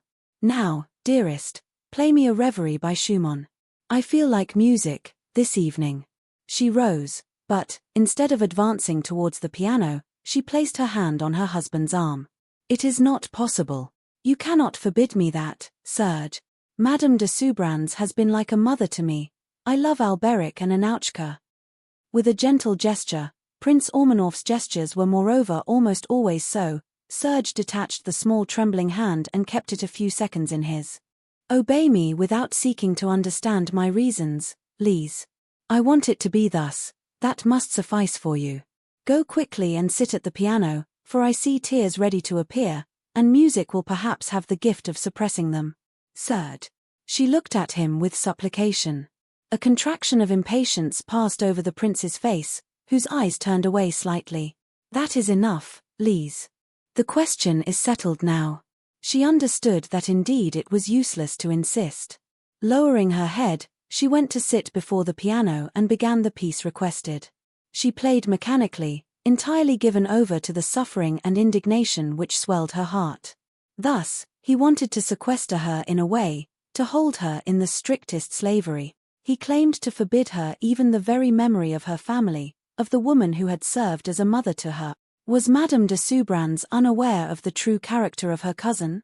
Yes, certainly, for otherwise she would not have granted him the hand of this child whom she loved, vowing her thus to suffering for all her life. And yet, if it was true that she knew Serge's will to make her change religion, she had deceived her on this point. With deep anguish, Lise asked herself if her stepmother had not abused her trust and her inexperience to make her contract this marriage. But to what end? Serge had sat down at some distance, so as to have before him the admirable profile lit by the soft glow of the electric lamps. He could discern the trembling of the small pink lips holding back with great difficulty the sobs which rose to Lise's throat, and the feverish beating of the long black lashes on her pale cheek. Perhaps his dilettante soul found a particular charm in the infinitely sad, almost painful way in which Lise interpreted this reverie. Letting the last note die away under her fingers, the young woman turned her head a little and noticed that the prince had disappeared. Then she took refuge in a corner of the room, on a small sofa, and, putting her face in her hands, she wept without restraint.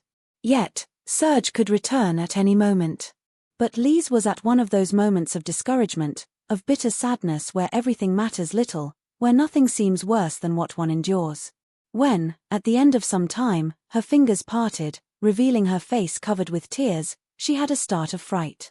Two large yellow eyes were looking at her. Varvara Duglauf was before her. "One must not cry," said a slow and dull voice. "Olga never cried."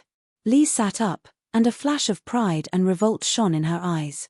"I am not Olga." The pale lashes lowered a little, while Varvara murmured in a strange tone, "It is true, you are not Olga."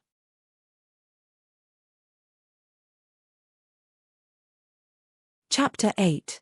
The same evening, Serge informed his wife that the Grand Duchess, cousin of the Tsar, who had seen the new Princess Ormanoff at church the previous Sunday, had just made known to him her desire that the young woman be presented to her the next day. A real emotion seized Lise at this prospect. It was the first time she was going to appear in society and find herself in the presence of such high personages. Her shyness was frightened, especially at the idea that these debuts would take place under the pitiless eye of Prince Ormanoff. How much less difficult, indeed, they would have seemed to her if she could have accomplished them under the aegis of an indulgent and affectionate mentor. Serge settled in its smallest details the outfit his wife was to wear for this relatively intimate gathering. And in the evening, when Datcha and Sonia had finished dressing their young mistress, he came to give the glance of the supreme critic. This time, he found nothing to say. Lise was ideal in that dress of pale pink crepe de chine, falling in long supple folds around her delicate waist. The low-cut opening of the bodice revealed her neck of snowy whiteness, on which ran a string of pearls of rare size. In her black hair, styled a little low, shone a star of enormous rubies, the favorite stone of Prince Ormanoff, who possessed an unrivaled collection of them. Serge enveloped the young woman in a long investigating look and said laconically, "That is very good." "Really, one would have thought His Highness was not satisfied," whispered Sonia when the prince and his wife had left the apartment. He had a singular air in saying that. Yet, one cannot dream of something more ravishing than our princess, this evening especially. Never was Princess Olga like this, and yet, the prince did not show himself so cold to her. It is true that she was differently caressing, and differently supple than this one. Do you remember, godmother, with what humble air she said to him, leaning her head timidly on his shoulder, "Am I well thus, my dear lord?" He had no reason to be stiff, then. Why get angry before a young woman always serene, always smiling, always submissive? But Princess Lise is sad, and there is resistance in her eyes. Unfortunately for her, sighed Datcha, bending down to pick up a little shoe that would have excited Cinderella's jealousy. Lise had that evening an immense success of admiration and sympathy. The Grand Duchess showered her with marks of benevolence, the Grand Duke conversed with her for a long moment and addressed a few delicate compliments to her which brought a vivid flush to her cheeks, which made her prettier still. Vying with each other, all the guests of the princes celebrated her grace, her candid and so exquisite reserve, and declared Prince Ormanoff the happiest of men, whose impassive face let nothing be guessed of the feelings that his wife's success might inspire in him. In everyone's opinion, and particularly that of the Grand Duke and the Grand Duchess who had chatted a little longer with her, the new princess was, in any case, and despite her very great youth, superior to Olga, for intelligence in particular. In the brougham which took him back with Lise towards their dwelling, Serge remained silent for a moment, looking at the young woman, who closed her eyes a little, for this unaccustomed late night tired her and she felt sleep invading her. "Tell me then what the Grand Duke said to you, my dear," he said suddenly.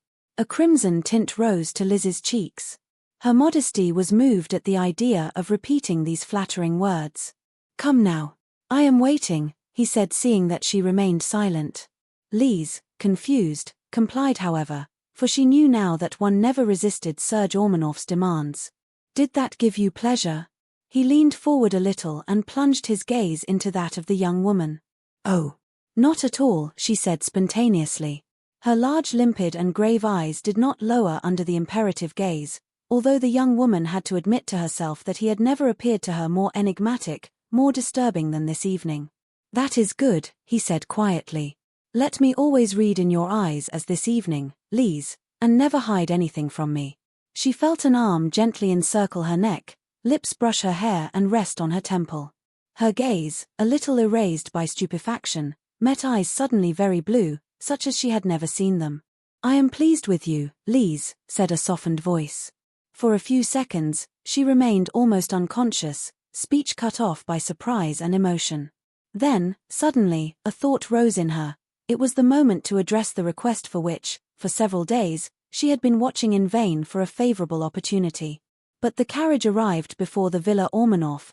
Serge withdrew his arm and moved away the charming head which rested the second before on his shoulder. And looking at him, Lise noted with a tightening of the heart that his physiognomy had never been more coldly haughty. No, it was not yet the moment to settle with him this religious question, regarding which he had not opened his mouth again. However, Sunday returned in 2 days, and Lise wanted to fulfill her duty as a Catholic. After having reflected at length on Saturday, she stopped at this. She would go to an early morning mass, in a church she had glimpsed very close to the villa. She would try to inquire from a priest of the line of conduct she should follow, then she would return to face the assault, which she foresaw would be terrible. At this thought alone, a shiver shook her.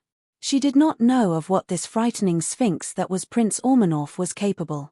But she was resolved, despite everything, to accomplish her duty. It was trembling and praying that she dressed hastily, on Sunday morning, and left the villa at 7 o'clock.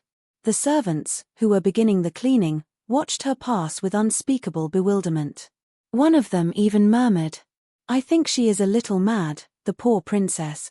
I would not want to find myself in her place." Presently, in a few minutes, Lise was at the church. An elderly priest was entering precisely the confessional. Lise opened her soul to him, informed him of her situation and received the assurance that she must, cost what it may, resist the pretensions of the husband who wanted to impose an apostasy upon her.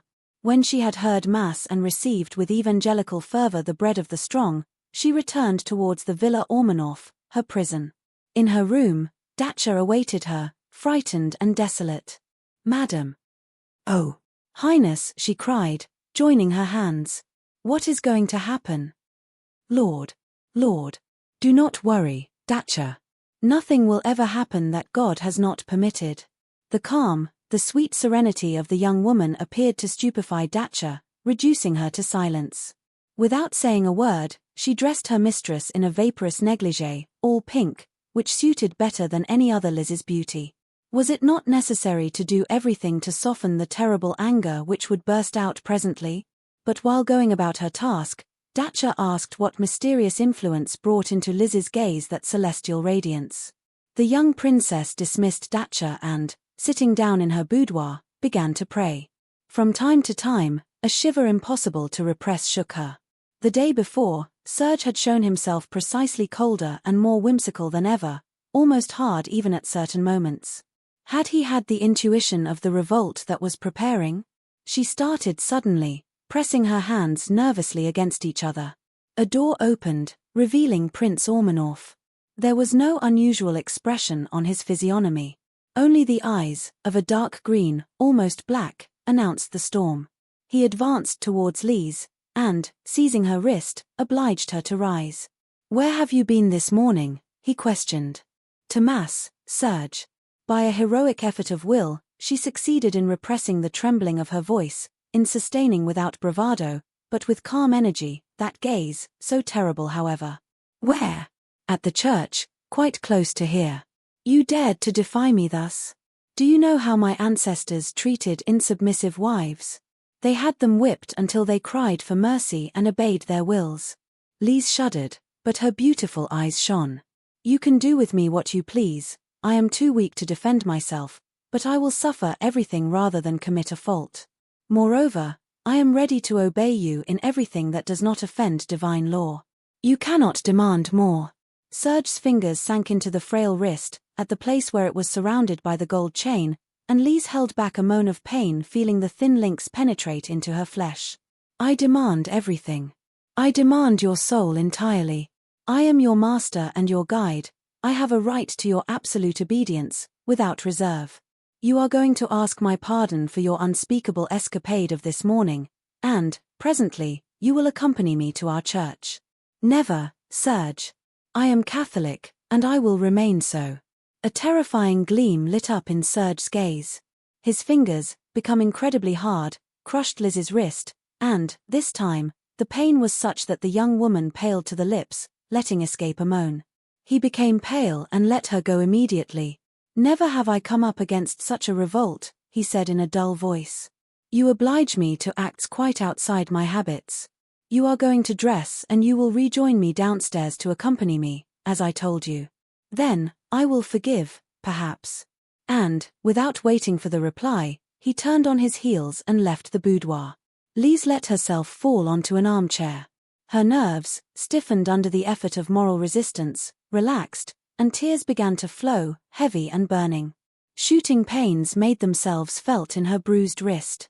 She removed the bracelet, not without stronger pain, for the hard pressure had driven the links deeply into the skin so tender. She passed cool water over it and put back the gold chain immediately. No one must see these traces of Prince Ormanoff's brutality. The lapse of time fixed by Serge elapsed. Lise heard the rolling of the carriage moving away. He was going alone to church. Now, what was going to become of her? How would he punish the rebel? Lise would know soon, no doubt. "My God. Defend me. I put myself in your hands," she said in a burst of desperate confidence. Although she felt broken by the terrible emotions of this morning and by the apprehension of the future, she went down as usual for lunch. The prince did not appear to notice her presence. Madame de Rulberg addressed only a few words to her, with an embarrassed air, and Varvara lowered her nose towards her plate even more than usual. Lise spent the afternoon in her apartment, trying to combat by prayer the anguish that gripped her heart. At dinner, she had a relief in noting Serge's absence, detained at the Grand Duke's, with whom he had met in the afternoon. The meal finished, Lise went back up to her room immediately. She found her maids there, busy around the wardrobes, transporting trunks. Dacha informed her that the prince had given the order to spend the night packing his bags and those of the princess, both leaving the next morning for Kulto with their private servants. Kulto. The immense estate where Prince Ormanoff reigned as a quasi-sovereign, the ancestral home lost in the snowy solitude of the steppe. It was exile, it was pitiless tyranny falling without obstacle on the young rebel and defenseless wife, whose complaints would be stifled more easily over there. For a moment, Lise staggered with terror before the prospect glimpsed. But she regained control immediately, and while she implored the necessary strength from the Lord, she seemed to hear Gabriel's sweet voice repeating, as in former times, "The strength of God is with you. Do your duty and fear nothing."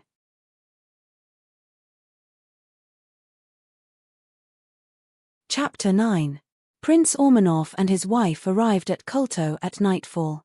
During the whole journey, Serge had addressed to the young woman only the absolutely indispensable words. Following him, she entered the immense dwelling of feudal aspect, whose interior, lit profusely by electricity, was decorated with extraordinary sumptuousness and all the refinements of the most demanding modern comfort. "Here is your apartment, Lise," said the prince, stopping on the first floor. "Until further notice, you will not leave it and you will take your meals here." Lise shuddered, but did not protest. Inclining her head slightly to take leave of her husband, she entered this apartment which was going to be her prison, forever, no doubt. Until further notice.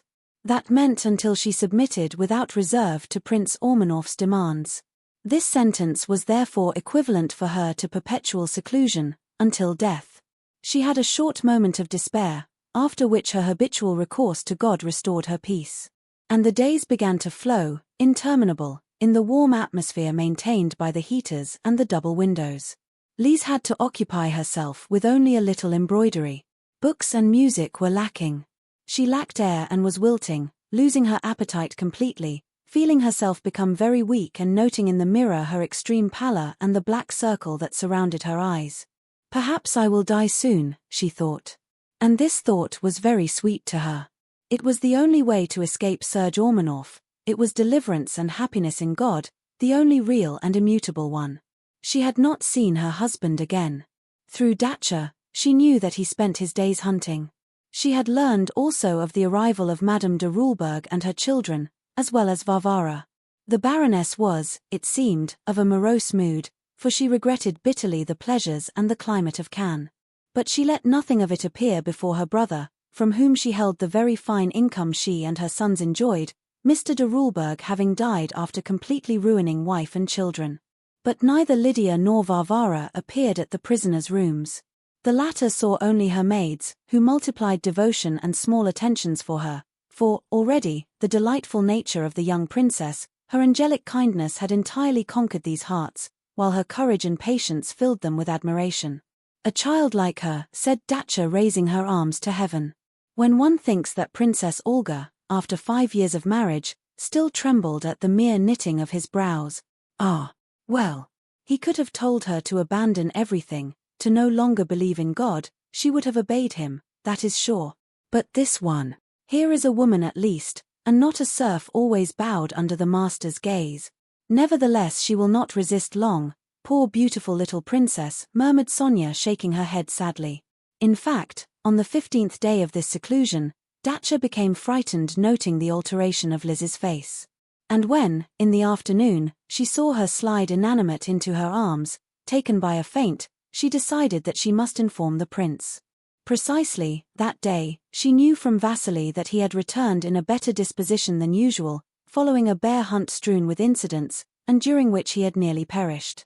It was the right moment to make this communication to him, which would bring his thought back to the prisoner object of his resentment, and the resentment of an Ormanoff was quite another thing than that of the common run of mortals, especially when pride, so frightening in the men of this family, was at stake. She arranged to meet him that evening, as he was leaving his apartment at dinner time, and, trembling a little, for the old servants themselves were never very at ease under Prince Serge's disturbing gaze, she said that the young princess was ill. "Seriously?" he questioned, without a muscle of his face moving. "She fainted this afternoon, Highness. And she eats no more, she looks so ill." "That is good." And, dismissing her with a gesture, he headed towards the staircase. Provided he has her cared for, thought Dacia. If he had the idea of letting her go like that. No, it is too awful, what I am thinking there.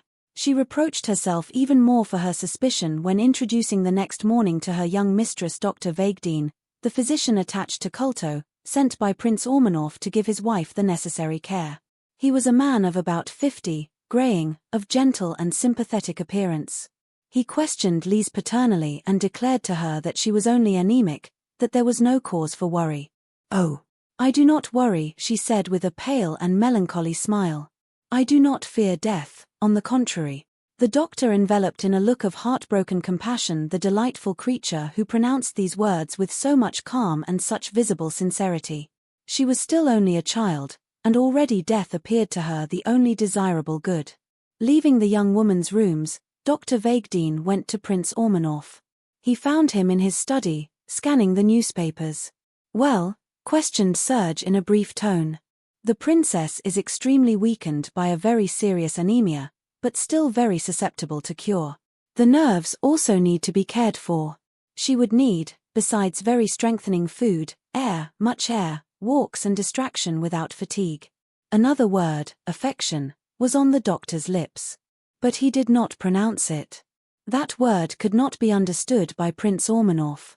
"Is that all?" asked Serge, who had listened to him tapping on his desk little dry blows with the paper knife he held in his hand. "I have prescribed some medicines for the princess. But I must say that a serious obstacle appears to me to stand before recovery. The patient does not desire it, she seems completely resigned to death. One would even believe she wishes for it." An imperceptible shudder ran over Serge's face. "Very well, I will consider it," he said in a laconic tone.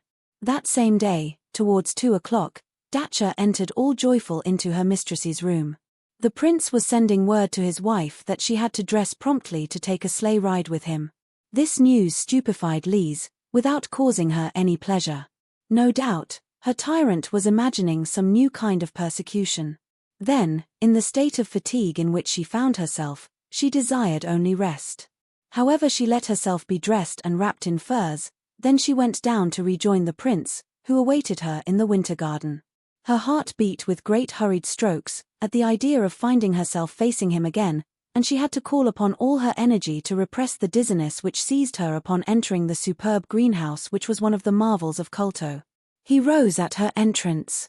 And as anguish obscured her eyes, she did not see the strange expression, a mixture of pain and anger, which crossed Serge's gaze, nor the pallor which covered his face, nor the gesture begun to hold out his arms towards her.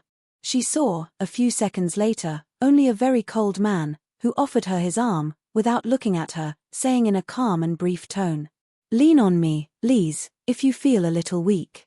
He led her to the sleigh, installed her there covering her with furs and sat near her. Then the carriage moved away in the snowy paths of the park, under the rays of the pale sun which lit the delicate face emaciated by seclusion, and above all by moral suffering. Lise felt herself reviving while inhaling the cold dry air. A little pink came to her 2 white cheeks. The prince did not speak, except to ask her from time to time if she was not cold, or if she did not feel tired. Only, when the furs slipped a little, he brought them back carefully around her. But on return, getting out of the sleigh, she had a dizziness and would have fallen if Serge's arms had not been there to receive her. "Quick, the doctor," he said to the servants who had run up at the sound of the sleigh bells. But she was already straightening up. "It is nothing. A simple dizziness. The doctor is quite useless," she murmured. The arms that held her moved apart, but Serge kept her hand in his, and led her to her apartment where he gave her over to Dacha's care, enjoining the latter to serve immediately very hot tea to the young princess. "Henceforth, you will come down for meals," he added addressing Lise. "But today, because of this malaise, you may remain still in your rooms." His icy tone took away from his acts and his words all appearance of solicitude. Compassion was certainly foreign to this change of regime. Lise thought that he feared seeing his victim escape him too soon, and decided for this motive to care for her somewhat. The next day, she sat at table opposite her husband, in the dining room of enormous proportions, and where, on ebony sideboards, were displayed incomparable pieces of silverware. There were there, besides the Baroness, Varvara and the 2 little boys, their tutor, a young German with a reddish beard and shifting eyes, Dr. Wegdeen and the librarian of Kulto, a fat little bald man who seemed perpetually in the clouds, except when it was a question of discussing books and literature. Then, his dull gaze became animated, his tongue, which generally appeared embarrassed, was loosened as if by a miracle, and he replied very well to the very fine scholar that was Prince Ormanoff. Dr. Wegdeen and Hans Brenner, the tutor, both very learned, joined in the conversation, in which none of the three women present would have dared to take part. Prince Serge did not admit that a female intelligence, over which he had some right, interfere in questions of this kind. This ostracism did not bother Madame de Rulberg, whose intellectual mediocrity was made to rejoice her brother. Varvara remained faithful to her habit of keeping her eyelids half-closed, so that one was always ignorant of what was passing within her. But Lise was extremely interested in these conversations. Her keen intelligence, whose culture had been much advanced by the care of good Mr. Babille, was capable of appreciating such talks. And she took a taste for them all the keener as she was deprived now of all intellectual nourishment. This interest could be read clearly in her large eyes so expressive. One evening, when the conversation had continued in the drawing-room, Dr. Vaigdine said to her smiling, "These grave subjects do not appear to bore you, Princess?" "Oh, not at all. I take, on the contrary, great pleasure in them," she replied sincerely. A sparkling and irritated look was directed towards her. The doctor bit his lips, calling himself secretly clumsy. What need had he to point that out before Prince Ormanoff?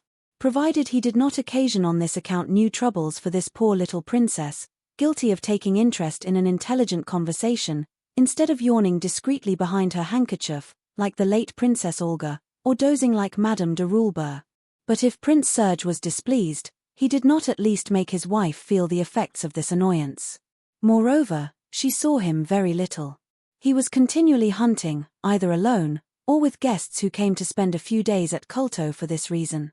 In the evening only, all found themselves gathered. Lise fulfilled then her role of mistress of the house with exquisite grace and a dignity at once smiling and grave that Prince Ormanoff's guests celebrated as much as her beauty. It was now almost always Madame de Rulberg who accompanied her sister-in-law on her sleigh rides or walks through the park. Serge had expressed the desire for it to Lydia, who had bowed immediately as before all her brother's wishes. The latter, moreover, did not appear unpleasant to her. Lise was a charming companion, and the Baroness had a nature too soft, too carefree, to hold a grudge for long against the young woman whose revolt had provoked the departure from Cannes. When they went on foot, Hermann and Sasha, Lydia's two sons, accompanied them, and very often also the prince's great greyhounds, two magnificent beasts who had taken an ardent affection for Lise. Sasha's prattle distracted the young woman much better than Lydia's frivolous and empty conversation. Sometimes the aunt and the nephew undertook a game of ball, and, in those moments, Lise felt herself still very much a child. She took to life again. Her health was improving. The lassitudes and weaknesses became much rarer, appetite returned a little. But the beautiful face remained pale, the circle diminished hardly around the black eyes where, almost constantly, remained a serene melancholy. Lise still suffered. She suffered from the lack of occupations, for she had at her disposal only embroidery, which tired her very quickly, and music, which Dr. Vaigdine had prescribed her not to abuse, plus a few insignificant and frivolous readings taken from the library of the late princess and the only ones permitted by Serge. She suffered from her strange situation, from her husband's glacial despotism, from the absence of affection, from the deprivation of all news of those she loved, for if letters had arrived from Perilac, she had never had knowledge of them. She suffered above all from the lack of religious succor. The prince had not returned to the question which had brought about Lise's exile. He found it evidently simpler, instead of continuing the struggle with a rebellious child, to let time act by depriving the young woman of the practices of that religion for which she had refused to embrace his own. Doubtless he hoped that weariness would make itself felt, or that lukewarmness would prepare the ways to indifference. Then, she would be at his discretion, he would mould to his liking that young soul formerly uncompromising. But Lise knew that she was not alone, that divine strength would support her in this struggle and give her the courage to resist victoriously the implacable domination of Serge Ormanoff. Even in the prince's absence, the young woman felt this despotism always weighing heavily, not only on her, but still on all the beings who populated the seigneurial dwelling. Among the Ormanoffs, it was a tradition to make oneself feared. Corporal punishments existed even still somewhat at Culto. Authority closed its eyes, and those concerned took care not to complain, for, if Prince Serge liked sometimes striking arguments, he was on the other hand of extreme generosity and spread gold around him without counting, with a sort of carelessness where seemed to enter much contempt. Yet, This demanding and haughty master had attracted passionate devotions. Besides Vasily and Stepanik, the prince's Cossack, who shared his favors, there was at Kulto a creature who kissed the trace of his footsteps. It was Medya, the old Neonea, who had cared for the little lord as a child, and who lived now in a corner of the old castle, happy for many days when, meeting the prince in the corridors, she could kiss his hand and hear his brief voice say to her, "Good day, Medya. How are you?" Lise knew now this woman, whom Madame de Rulberg had introduced to her one day. She was a tall bony old woman, with yellow complexion and piercing eyes. She had bowed over Lise's hand murmuring, "May God make you happy, my beautiful princess." Since then, when the young woman met Medya, she was always struck by the compassionate and gentle expression of her gaze, and by the smile which parted her toothless mouth.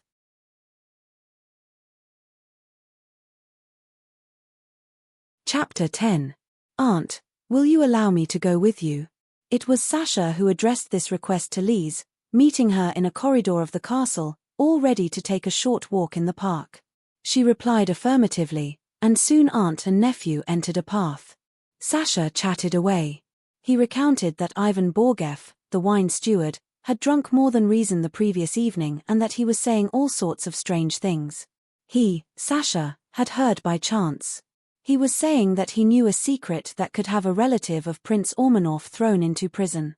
But the prince had ordered him to be silent, and he obeyed. Yet, he knew very well who had loosened the steps of the old tower, so that the pretty countess would have a terrible fall. I stayed a moment to try to know of whom he meant to speak. But he pronounced no name. All the same, if my uncle learns that, I believe Ivan will not be long in clearing out. While chatting, they had covered a good distance. Lise said suddenly, "That is enough. It is time to return.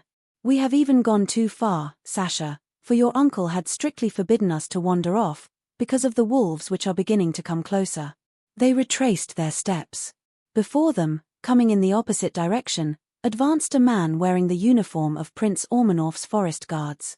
When he was a few steps from the princess and Sasha, he removed his fur cap. "What is the matter with you?" exclaimed Lise. The man's face was crossed with red and swollen lines and his bruised eyelids seemed to have trouble lifting. "It is nothing, Highness. I frightened the prince's horse without meaning to, which nearly unseated him. Then I received a few blows with the riding crop." "Oh, poor man," murmured Lise with a gesture of horror. In the guard's blue eyes, there was a peaceful resignation, but a bitter and painful fold was drawn at the corner of his lips. "It is hard all the same, for so little," he murmured. "Does it cause you much suffering?" asked Lise, enveloping him in her sweet compassionate gaze. "Enough, yes, Highness. But I am going home immediately. My wife will put something on it and it will soon be over. Do you have children?" "Two. If I could, I would go to see them. I like children very much. I will try, one of these days, if you do not live too far." "No, it is not very far. Thank you, Highness," he said in a moved tone. He moved away and Lise resumed walking. A painful indignation swelled her heart. She would have liked to be able, at the very least, to repair somewhat the pitiless proceedings of this cruel master. But she was not free, she had no money at her disposal, and, if she wanted to go one day to these poor people's home, she would have to ask for a permission that would certainly be refused. "There is my uncle," said Sasha suddenly. Lise gave a slight start. It was frightfully painful for her to see him, while she was still under the blow of this indignant emotion that she could not express to him. He advanced rapidly. Doubtless he had just dismounted from his horse, for he still had his riding crop in his hand. At the first glance, Lise and Sasha saw that his physiognomy was stormy. And the little boy murmured fearfully, "Above all, we must say nothing, Aunt. We would be beaten too." "Did I not forbid you to wander off thus, Lise?" said Serge coldly, stopping near his wife. "It is true, Serge, I was wrong. We did it without thinking, I assure you." "And what were you doing stopped near that man?" Lise's lips trembled a little. "I was asking him what was the matter with his face. And he told me." "Oh, Serge." Her beautiful eyes full of reproach and sadness rose towards him. And they were so limpid that one could read in them also all the horror that filled Lise's soul for this cruel act. A flash passed in Serge's gaze. I forbid you to meddle in that, he said harshly. I chastise whom I please and how I please, without permitting anyone to blame me. Moreover, I will not suffer you to show these people sympathy or pity. That is again a proof of that sentimentality with which you seem largely provided. Go away, Sasha. No, wait. It is you, it seems, who broke the yellow orchid yesterday, in the winter garden? The child became crimson and lowered his head murmuring. Yes, uncle. But it is above all my fault, said Lise briskly. I had nearly fallen, I held on to him, who lost his balance in turn and fell on the flower. Did they not tell you that thus, Serge? Certainly. But it has always been forbidden to Hermann and Sasha to enter the winter garden. He came to bring me my handkerchief, which I had lost in the drawing room. I kept him near me a little moment, without thinking, truly, he retorted in a tone of cold irony. From all that, it would result in good justice that you also deserve a punishment. I spare you it however, Sasha will have it in your place. Go in, Sasha, and warn Jaeger that he is to give you, this evening, 20 strokes of the rod. Sasha paled, but, bowing his head, he moved away without protesting. An exclamation of indignant fright had burst from Lise's lips. Serge, you will not do that. It would be too unjust. And too cruel. You do not have to judge my acts, he said coldly. I will never permit you to, Lise. In an almost unconscious movement, she placed her quivering hands on her husband's arm. Serge, do not do that. The child is nervous and delicate. And it is my fault, I repeat it to you.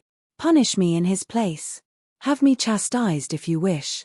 I do not fear suffering. But I cannot bear to see others suffer. Ardent supplication escaped from her eyes full of tears. With an almost violent gesture, Serge shook his arm to detach the small clenched fingers. Enough, Lise. Your sensitivity is unbearable. It is good that it be battered down, I perceive. Go in now, and do not forget that we have a skating party this afternoon. He moved away into a cross path. To Lise's ears came the whistling of his riding crop striking the stripped branches of the shrubs. Doubtless he had a good mind to inflict the same treatment on the young woman who permitted herself to blame him. She returned mechanically towards the castle. Her soul so gentle rose with anger and indignation, at the same time as with grief. Poor little Sasha, a little thoughtless perhaps, but so good and so frank. Already, his mother showed openly her preference for Hermann, so heavy however, so little intelligent, but sly and flattering. It would only be missing now that his uncle, too, took a dislike to him. Could it be because Lise showed him affection, and did he imagine making her suffer by tormenting this child? What odious being was then this Prince Ormanoff? When she had removed her outdoor clothes, she headed towards the upper floor. Dacia had informed her that Major was ill, and she wanted to go and visit her. This duty of charity would force her moreover to make a truce to her painful preoccupations and to the anguish that the thought of the unjust punishment prepared for Sasha gave her. How good you are to come and see me, my sweet princess, said the old nanny kissing her hands. But you are very pale. And you seem sad. One would say that you have wept. The young woman did not reply and tried to smile. But Major shook her head. No, you cannot. Princess Olga always smiled. Before him. But she wept sometimes when she was alone. Not very often, however. It was above all after the birth of little Volodya. She would have liked to take care of him as other mothers do. But among the Ormanoffs, the child, when it is a son, is removed immediately from maternal influence. She had permission to see him only once a day. When he was ill, she could not nurse him. Fortunately, her nature was not very sensitive. But she suffered a little all the same, for she loved her little child well, not to the point, however, of resisting her husband, for him she loved more than anything. She feared him above all, I think, murmured Lise bitterly. To love this implacable tyrant, this heart of marble? Who then would have been capable of it? Oh, yes, she feared him. However, he was good to her. Why do you look at me like that, Highness? He was good, I assure you. And Princess Olga did not suffer as you might believe. Her passive nature accommodated itself very well to passive submission and the kind of affection her husband granted her. She would not have undertaken the slightest thing on her own initiative. She sought always in his eyes an approval. It was a good marriage, Highness. Why then did this old woman tell her all this? What need had she to know that the first wife had been a perfect slave? She, Lise, had no inclination to imitate her. She was always ready for the submission due to the husband, but while preserving her dignity as a woman and her liberty of conscience entirely. I am going to say goodbye, Major. It is time I dressed for lunch. Yes, go, my princess. Here I am happy for the day, just to have seen you. It is heaven that you have in your eyes, my beautiful princess. But do not make them cry, do not torment yourself. Listen to me tell you a secret. Old Major knows many things, she has seen and heard. Our prince's grandfather was a terrible man, jealous as a tyrant, hard as all the ice of our country. After having made his wife die of grief, he obliged his daughters to marriages which displeased them, and tormented his son Vladimir because the latter, who was good and more affectionate than the Ormanoffs are in general, showed his wife a certain consideration. Prince Vladimir died very young, and his father raised little Prince Serge himself. He raised him according to his ideas, that is to say that he taught him first hardness of heart, the pride of his masculine superiority, contempt and the subjugation of women. His poor mother had permission to see him only from time to time, always in the presence of the grandfather, and she could give him no caress. It is thus that his natural pride developed, it is thus that his heart hardened, his heart which was naturally good, and tender even, Highness. Lise could not hold back a gesture and a word of vehement protest. Oh, Major. The old woman's small pale blue eyes blinked, a mysterious smile parted her lips.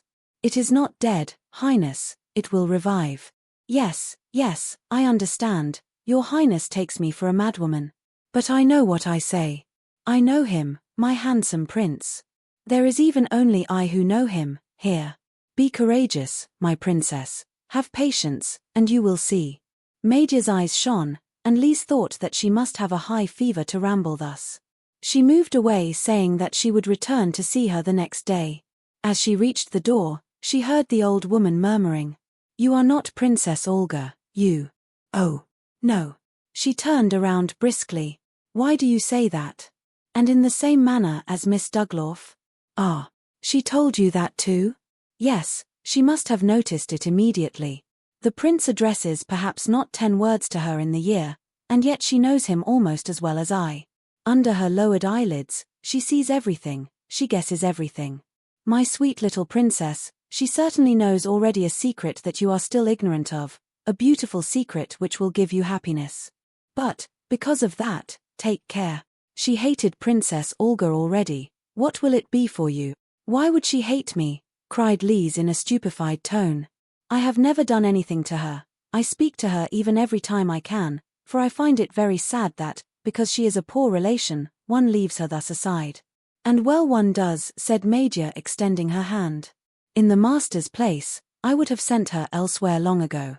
You see, I have an idea. But I cannot say it, because it is nothing but an idea. Why she hates you? Because she is a she-wolf, and you, a little lamb of the good Lord. Because, above all, you are the wife of Prince Ormanoff. Mistrust her. And do not fear him too much, him. Believe old Major, Highness, when you have something to ask him, do it boldly, and you will obtain everything." Decidedly, Major had a high fever, or else her brain was becoming deranged, which was not astonishing, given her great age. "I will try to speak of it to Dr. Vague-Dean," thought Lise regaining her apartment.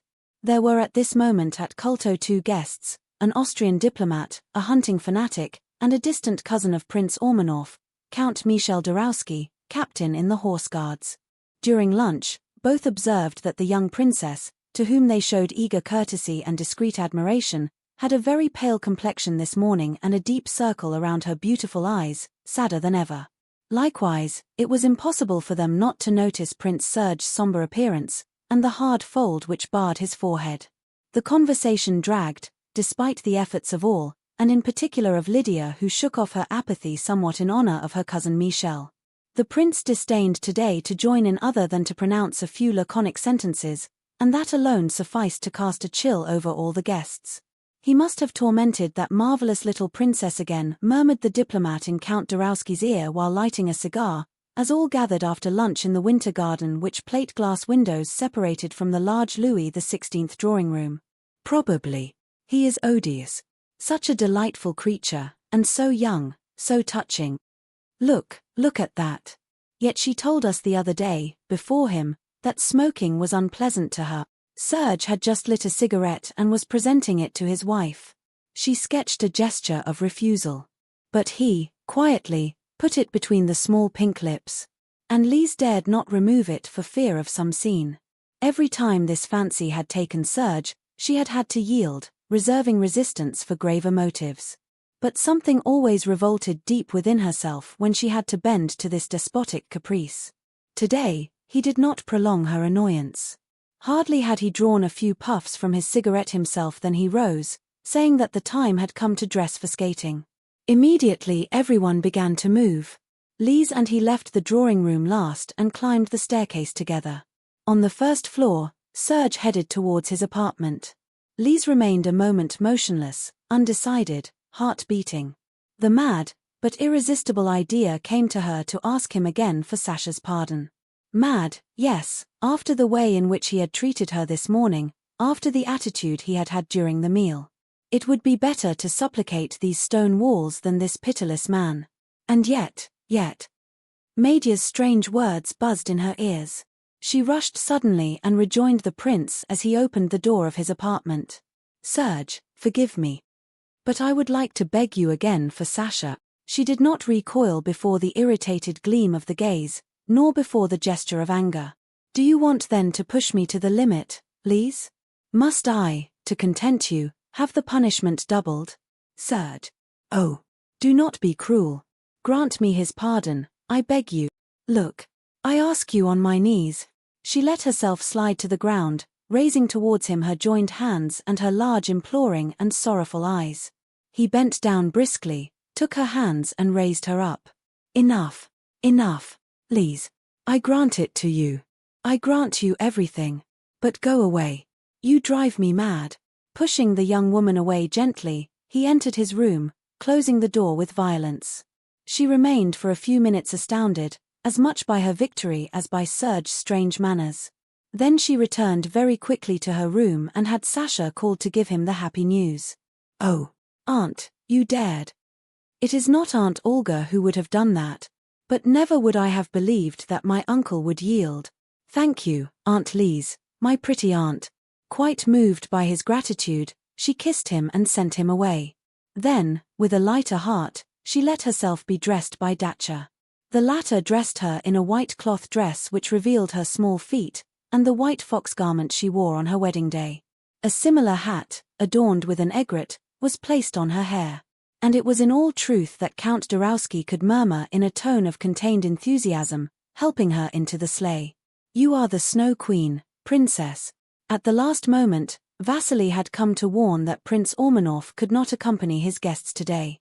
This abrupt change of mind astonished somewhat, given that it was he himself who had spoken today of skating and had pressed for everyone to dress. Capricious as a pretty woman, our host, said Michel Dorowski to the Austrian, seated in the same sleigh as he. Yes, he is even so for two, for I am very certain that Princess Ormanoff has not that fault. She is a saint. One sees it in her eyes. A saint and a martyr, perhaps. My dear Count, a piece of advice, do not let your chivalrous admiration appear too much. Prince Ormanoff is temperamental as a despot. I am not unaware of it. But, in truth, no one could take offense at the respectful admiration that Princess Lise inspires. One never knows, with a man of that stamp. It would suffice that a whim crossed his mind. The place chosen was a lake of great extent, set in fir forests covered with snow. On the edge stood a chalet of the purest Norwegian style, where servants held at the disposal of Prince Ormanoff's guests hot grogs, tea, and pastries. When Lise had put on her skates, Count Michel offered her his hand and both launched themselves onto the ice. The young princess, so supple and so light, skated delightfully. For a moment, she forgot her sadness and let herself go to the pleasure of gliding on this superb ice, in this immaculate setting lit by pale rays of sun. A masculine form rose suddenly near her. "My turn to serve as your partner, Lise," said Prince Ormanoff's voice. She gave a start of surprise and would have fallen if the Count had not held her. "Serge, I thought that you were not to come. One never knows. With me. Michel, go then and deliver poor Lydia, who dares not let go of the poor skater that is Count Berkerheim. It will be a work of charity." Count Dorowski had a slight frown. His cousin's sardonic tone let a wounding intention be supposed. He held back, however, the slightly sharp word which came to his lips, and, bowing to Lise, he directed himself towards the place where Madame de Rulberg and the Austrian diplomat were moving. Serge took his wife's hand, and both launched themselves onto the ice. Lise could note immediately that he was an incomparable skater. Carried along by him, she accomplished real prowesses. And he took her far, very far, to the end of the lake, as if he had wished to withdraw from all eyes the delightful Snow Queen. She felt very weary, but dared not ask him to stop. However, her sight blurred, and suddenly, a dizziness seized her. "Serge, I am falling." The momentum was given. It took all the prince's skill to stop almost immediately. With an instinctive movement, Lise, fainting, leaned against his chest, held on to his neck. And, for the first time in her life, she was prey to a hallucination. She felt kisses on her face, she heard an anxious voice murmuring, "Lise. My Lise." For a few seconds she felt an impression of rest, of tranquil and confident well-being. Then, everything drowned in shadow, she lost consciousness completely. When she came to, she found herself in the chalet, extended on a sofa. Towards her leaned Madame de Rulberg, a bottle of salts in her hand. And a little further Prince Serge stood, arms crossed, with his rigid face of the worst days. "There, it is over," said Lydia in a tone of relief. "A glass of very hot tea, now, and you will be completely recovered. You are going to take her back to Culto, Lydia. But as long as you have not succeeded in taming these ridiculous weaknesses, Lise, you will abstain from skating." And, turning on his heels, Prince Ormanoff left the chalet. "He is very displeased," whispered Madame de Rulberg. "Think then, he was obliged to carry you back in his arms from the end of the lake. However strong he may be, and however little you weigh, it was difficult all the same. Then, for a vigorous man full of life like him, it is irritating to have a wife who faints for a trifle and who hinders all the parties." It was the first time that Lydia pronounced such words. She, so apathetic in general, was today visibly furious to have to leave the skating. Lise's pale face covered itself with redness. "I do not want to hinder anyone," she said briskly. "I will return alone to Culto, and henceforth, I will let you have your parties in peace. Go, go, Lydia. When I feel a little less weak, Thardy will help me reach the sleigh. And Serge will make a terrible scene with me. Thanks very much. I prefer still to deprive myself of the pleasure I promised myself for a good hour more. But I wonder why, instead of sending you back immediately, Serge does not leave you quietly here. One would say he is in a hurry to get rid of you." Lise replied nothing and lowered her eyelids over her tired eyes. She felt at this moment so weary and so weak that she seemed to see death quite close. What deliverance! And no one would mourn her, except perhaps Sasha, her maids, and old Madia. Prince Ormanoff would be the first to rejoice at this solution, since he must judge it impossible now to mould to his liking this young rebel, and since he could not bear a sick wife, even when she had become so only through his fault.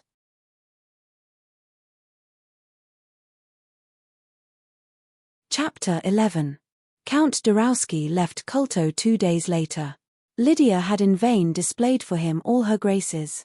A marriage with this young, rich and distinguished relative smiled upon her much, all the better as it would have permitted her to escape her brother's heavy tutelage. But Michel had appeared to understand nothing. He had lost, a few years before, a very beloved young wife and thought in no way of replacing her in his home, where his mother raised the 2 small children who were his only consolation. Lydia was in no way unaware of these details.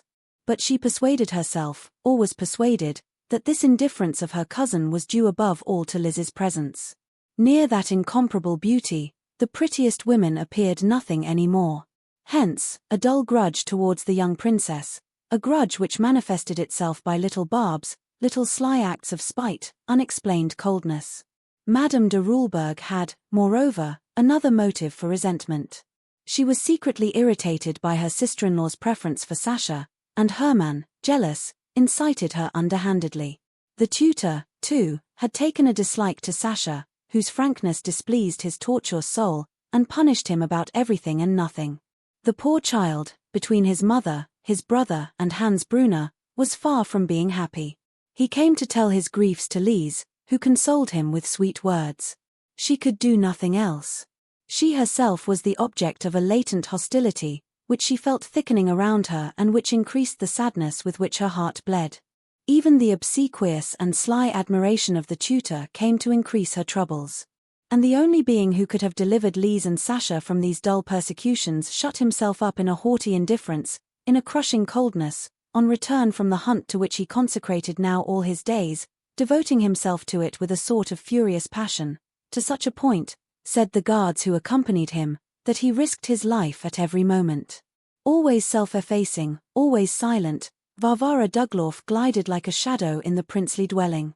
No one worried about what she did, how she lived. Lise alone had wanted to try to interest herself in her. But she had come up against a closed door. Varvara guarded jealously the secret of her soul behind her lowered eyelids. Through Lydia, Lise knew that she was the daughter of a cousin of the Ormanoffs, who had married despite their disapproval a young man of minor nobility, who had left her a widow and without resources after 6 years of marriage. She had vegetated with her daughter until the day when, learning of the death of Prince Serge's grandfather, she had come to solicit the latter's help, hoping to find in the very young man he was then a little less hardness than in the grandfather. Serge ignored compassion, but he was generous by nature. The widow and her daughter had obtained authorization to remain at Culto, but they had understood very well that they would be tolerated there only on condition of making themselves forgotten. It was from there no doubt that dated Varvara's self-effacing attitude, and her shadow-like allure, gliding and dull. The mother had died 2 or 3 years ago now, but Varvara had continued to lead the same silent existence, following Lydia who herself evolved docilely in Prince Ormanoff's orbit, having around her a reflection of the luxury which reigned in the princely residences, and never letting anything appear of the feelings which might agitate her soul, gratitude, or else bitterness, envy perhaps. Lise, so good and so delicate, thought that she must suffer from this situation of parasite. More than once, she had thought that in Varvara's place, young and appearing healthy, she would have preferred to work to safeguard her dignity and her independence. What could she do, always alone in her room? How did she occupy her long days? Lydia, questioned one day on this subject by her sister-in-law, had shrugged her shoulders replying, "I confess to you that I know nothing of it. That poor girl is so insignificant." Lise did not judge her at all thus. At bottom, she was obliged to admit to herself that Varvara inspired in her a sort of instinctive antipathy, quite unreasoned. But by the very fact of this feeling for which she reproached herself, she believed herself bound to show herself better towards her. It was guided by this motive that one day, having learned at lunch that Miss Duglauf was ill, a wave of influenza reigned at this moment at Culto, Lise headed towards her apartment situated in a remote part of the castle. She stopped, undecided, before a half-open door. A voice dully irritated asked, "Is it you at last, Nadia?" Then she pushed the door and entered saying, "No, Varvara, it is I, Lise." In the shadow cast by the heavy curtains of the bed, she saw Varvara's blonde head rise up. You, said a stifled voice. Lise advanced to the bed. At the first glance, she saw that Varvara was prey to fever, for she was very red, and her eyes, her strange yellow eyes shone. "I come to see you, Varvara. I knew just now that you were ill." "It is nothing," interrupted Varvara briskly. "I regret that you have disturbed yourself. You risk my communicating this illness to you. Olga had a quite different care for her health. I suppose that if Prince Ormanoff knew you were here, you would pass a bad moment. But, naturally, you did not ask him permission." "That is my business," said Lise dryly, wounded by this bizarre welcome and this ironic tone. "Evidently. But I do not care at all for my cousin to accuse me of having kept you here. So then, while thanking you very much, I will ask you to withdraw. I seem to be dishonest, but it is in your interest, I assure you, Princess." Her eyelids had fallen back over her eyes, and she spoke now in a very sweet tone, a little sing-song. Lise enveloped her in a perplexed look. And this look then went round the room, very vast, well furnished, but in great disorder. In a bookcase lined up books in considerable number, and others were placed on a table near the sick woman, beside a carafe and an empty glass. I believe you exaggerate, Varvara. You have nothing very contagious. Are you well cared for, at least? Well cared for. But I am abandoned by that Nadia, who is losing her head since she is engaged to Ivan Borgeff's son. I am sure the rascal has cut the electric wires, so that in vain I ring again, no one moves. When she decides to appear, she will tell me that the bell was out of order. Meanwhile, I have not a drop of water and thirst devours me. But Varvara Duglauf is so little a thing, what use would it be to her to complain? But yes, you must complain. I am going to speak of it to Natosha. Meanwhile, I will send you Sonia, who is a very good girl, very adroit and helpful. Varvara had a little ironic curling of the lips. Natosha and the others take account only of Prince Ormanoff's observations and orders. All that you say will be a dead letter. A little flush rose to Lise's cheeks. It was true, she was nothing in this dwelling, where everything gravitated around the master's will. She left Varvara under a disagreeable impression. Decidedly, she was not sympathetic to her, but that did not prevent her coming charitably to her aid. After having sent Sonia to carry tea to the sick woman, she had the housekeeper called. She could convince herself immediately that Varvara had guessed right. Under Natosha's obsequious politeness, she ran up against the tranquil inertia of a woman who knows she has no account to render outside the only existing authority. No more than to the late princess, Prince Ormanoff had delegated to his second wife the slightest power. In the conjugal dwelling, Lise seemed a guest, or else perhaps a precious plant that one tends because the master seems to care for it, but which is considered by all only from the point of view of its decorative role. Olga might not have suffered from this situation, but it was not the same for Lise, whose delicate and proud nature felt deeply all these wounds. When Natosha had withdrawn, after having said with her lips that she was going to speak to Nadia, Lise dressed and went down to take a sleigh ride with Sasha. He was now her habitual companion. Since the skating incident, Lydia often abstained from going out with her sister-in-law. Serge, absenting himself daily, knew nothing of it, and she was very certain that Lise, whose discreet kindness she had, willy-nilly, to recognize, would never speak to him of it. That day, the aunt and nephew prolonged the ride a little. On return, getting out of the sleigh, they saw from the entrance an unaccustomed animation, and Madame de Rulberg, appearing suddenly, raised her arms to heaven. Serge had a narrow escape. Hardly had you left than they brought him back almost inanimate, his left arm and shoulder furrowed by the claws of a bear. Dr. Vaigdeen assures that nothing is gravely affected. He refused to go to bed, and Ormanoff arrives at that extremity only in the face of death, and even then not always. He has installed himself in his study, forbidding anyone to come and see him. It seems it was a near thing that the bear did not suffocate him. Fortunately, he succeeded in plunging his hunting knife into its heart. A sincere emotion seized Lise. For lack of an affection she could not feel for her husband, her soul was too deeply Christian and too delicately good not to compassionate even with the suffering of the man who held her under his pitiless despotism. After having asked her sister-in-law for a few details, she went up to her room. While she undressed, she thought with melancholy of her strange situation. Of herself, she could not go near her wounded husband and offer him her care. He obliged her to uselessness, reducing her role of wife to that of an object of luxury that his caprice of the moment ignored, or tyrannized. Sadly pensive, she lingered in her room, forehead resting on the pane of one of the windows behind which, between the double frames, rare flowers bloomed. But Dacha entered suddenly and informed her that Prince Ormanoff was asking for her. She started slightly. Was he then more ill? She headed with a rapid step towards his apartment. In the great gallery furnished with invaluable works of art and family souvenirs which preceded it, Stepanik, the Cossack, stood permanently. He opened silently the leaf of a door and Lise entered a room still unknown to her, a very vast room, hung with admirable Cordoba leather, lit by bays furnished with ancient stained glass. The refinements of modern luxury mingled here with a quite oriental splendor, on which superb skins of black and white bears came to cast a wild note. In the warm atmosphere floated a strange scent made of the favorite perfume of the master of the house, of emanations of Russian leather, of the smell of fine Turkish cigarettes, of intoxicating exhalations escaping from sheaves of flowers scattered everywhere. Serge was seated near his desk, and rested his forehead on his hand. At his feet lay Ali and Fricka, his greyhounds, who rose, rushed towards the young woman and began to bound around her, begging for caresses. She pushed them aside gently and advanced towards her husband, who had not moved, but turned his gaze towards her. "You were not curious to come and see what Master Bruin had done to me, Lise," he said in a cold, slightly sarcastic tone.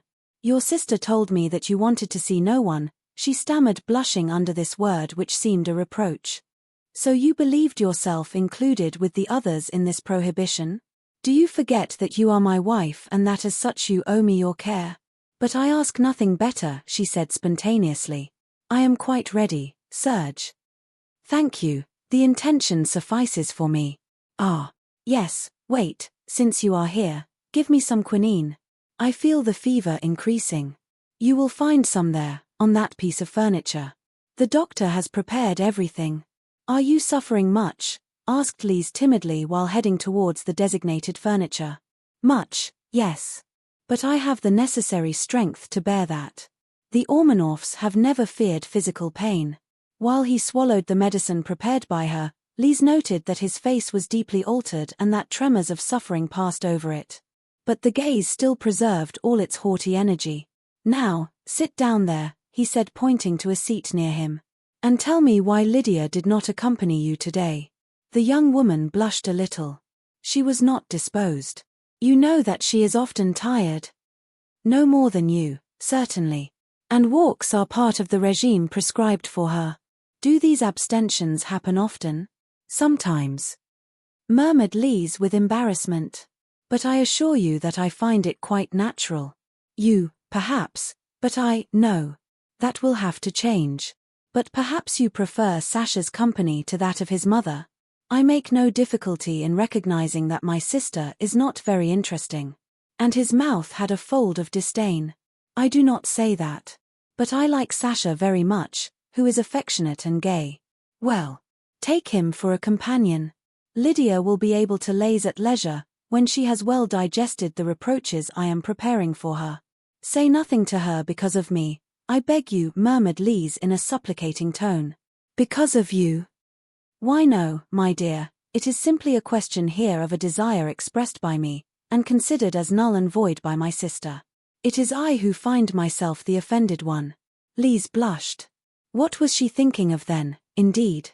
What did it matter to Serge that his wife was treated more or less amiably, that she suffered even from bad proceedings?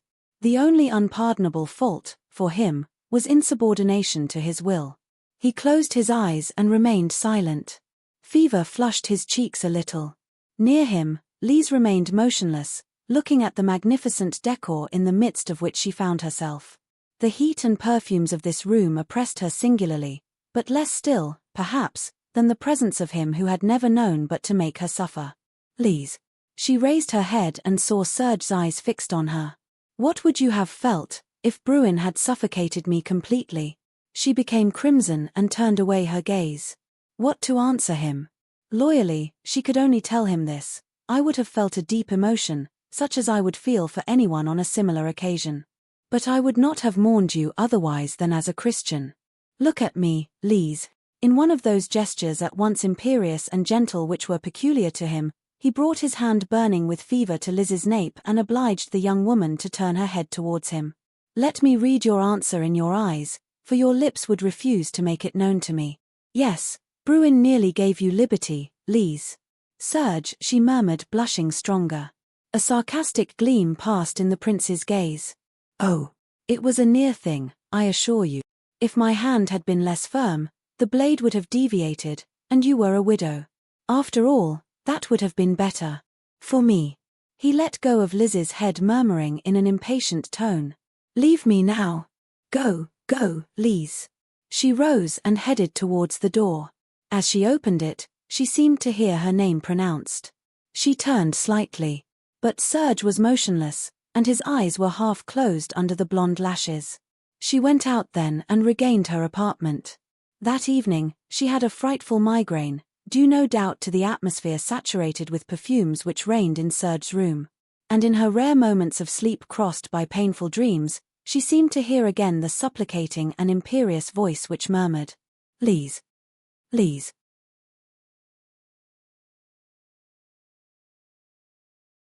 Chapter 12. Despite a night of fever and suffering, Prince Ormanoff had his sister called to him the next day, and the 10 minutes the interview lasted were doubtless well used by him, for Lydia left his study with an altered face and eyes heavy with tears which she had had great difficulty in holding back, but which gave themselves free rein as soon as she was out of his presence. As she returned to her apartment, she ran into Varvara, who was gliding, true shadow that she was, through the immense corridors, with her air absorbed and indifferent to everything. However, this time, she noticed the Baroness's distraught physiognomy and questioned her. "What is the matter, Lydia?" Madame de Rulberg asked only to pour out her heart. She recounted that Serge had just made her the harshest reproaches, because she had not shown herself sufficiently amiable to his wife. And as she stammered excuses, saying that she would begin again to accompany her sister-in-law, he had replied, "You will not have that trouble. Lise prefers Sasha's company to yours. But I will not forget in what way you understand deference to the desires I express to you. Do you see, Varvara, that hypocrite who dared to complain to him? It is not Olga who would have done that. A good little thing, quite insignificant, who cared about nothing nor anyone outside her husband. I never had trouble with her.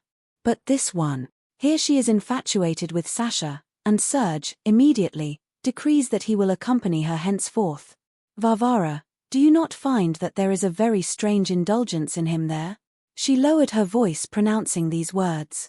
Varvara's eyelids fluttered slightly. "Yes, perhaps. I advise you to mistrust that young woman, Lydia." "Mistrust? Why?" "For everything. Fear that she may do you a disservice with Prince Ormanoff. Fear for Hermann, whom she does not like. But you are dreaming, Varvara. She has and will never have, no more than any woman in the world, the slightest influence over Serge." A sort of brief laugh slipped between Varvara's lips. "No, she will not have any.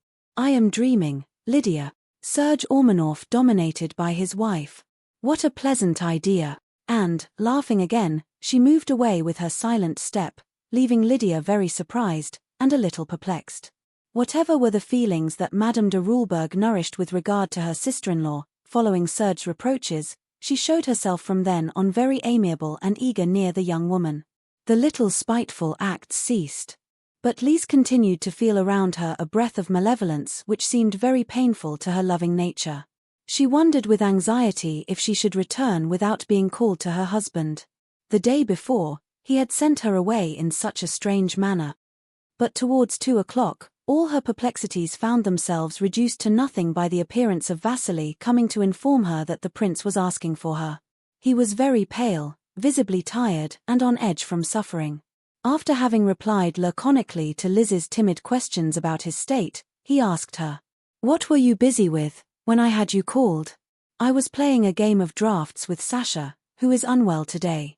"Well, ring for Stepanek and tell him to go and warn Sasha to come here to continue that game." Very surprised by this unforeseen caprice, she obeyed however without risking a reflection.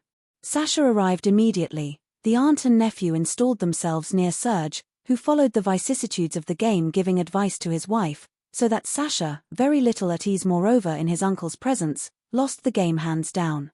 After which, Lise was invited to pass into the neighboring drawing-room where there was a piano, her husband desiring to hear a little music. This was not a passing fancy. The following days, Sasha was called again to come and play some game with his aunt. After which, the prince sent him to study his lessons or play with the greyhounds in a corner of the room, while Lise embroidered near her silent and pensive husband, or sat at the piano, music calming fever and suffering, he claimed. It seemed thus that he applied himself to always putting the child as a third party between Lise and himself.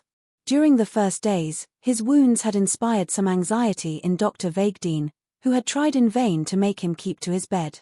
But they were entering now into a good way, the fever was dropping, and the prince, who remained previously all day inactive, somewhat dejected despite his energy, began to busy himself, to read, to go through the correspondence which piled up on the trays, and to indicate to his secretaries the replies to give. One afternoon, he found among the magazines which encumbered a whole table, a book which he scanned rapidly, then handed to Lise. "Here, cut this for me then, Lise."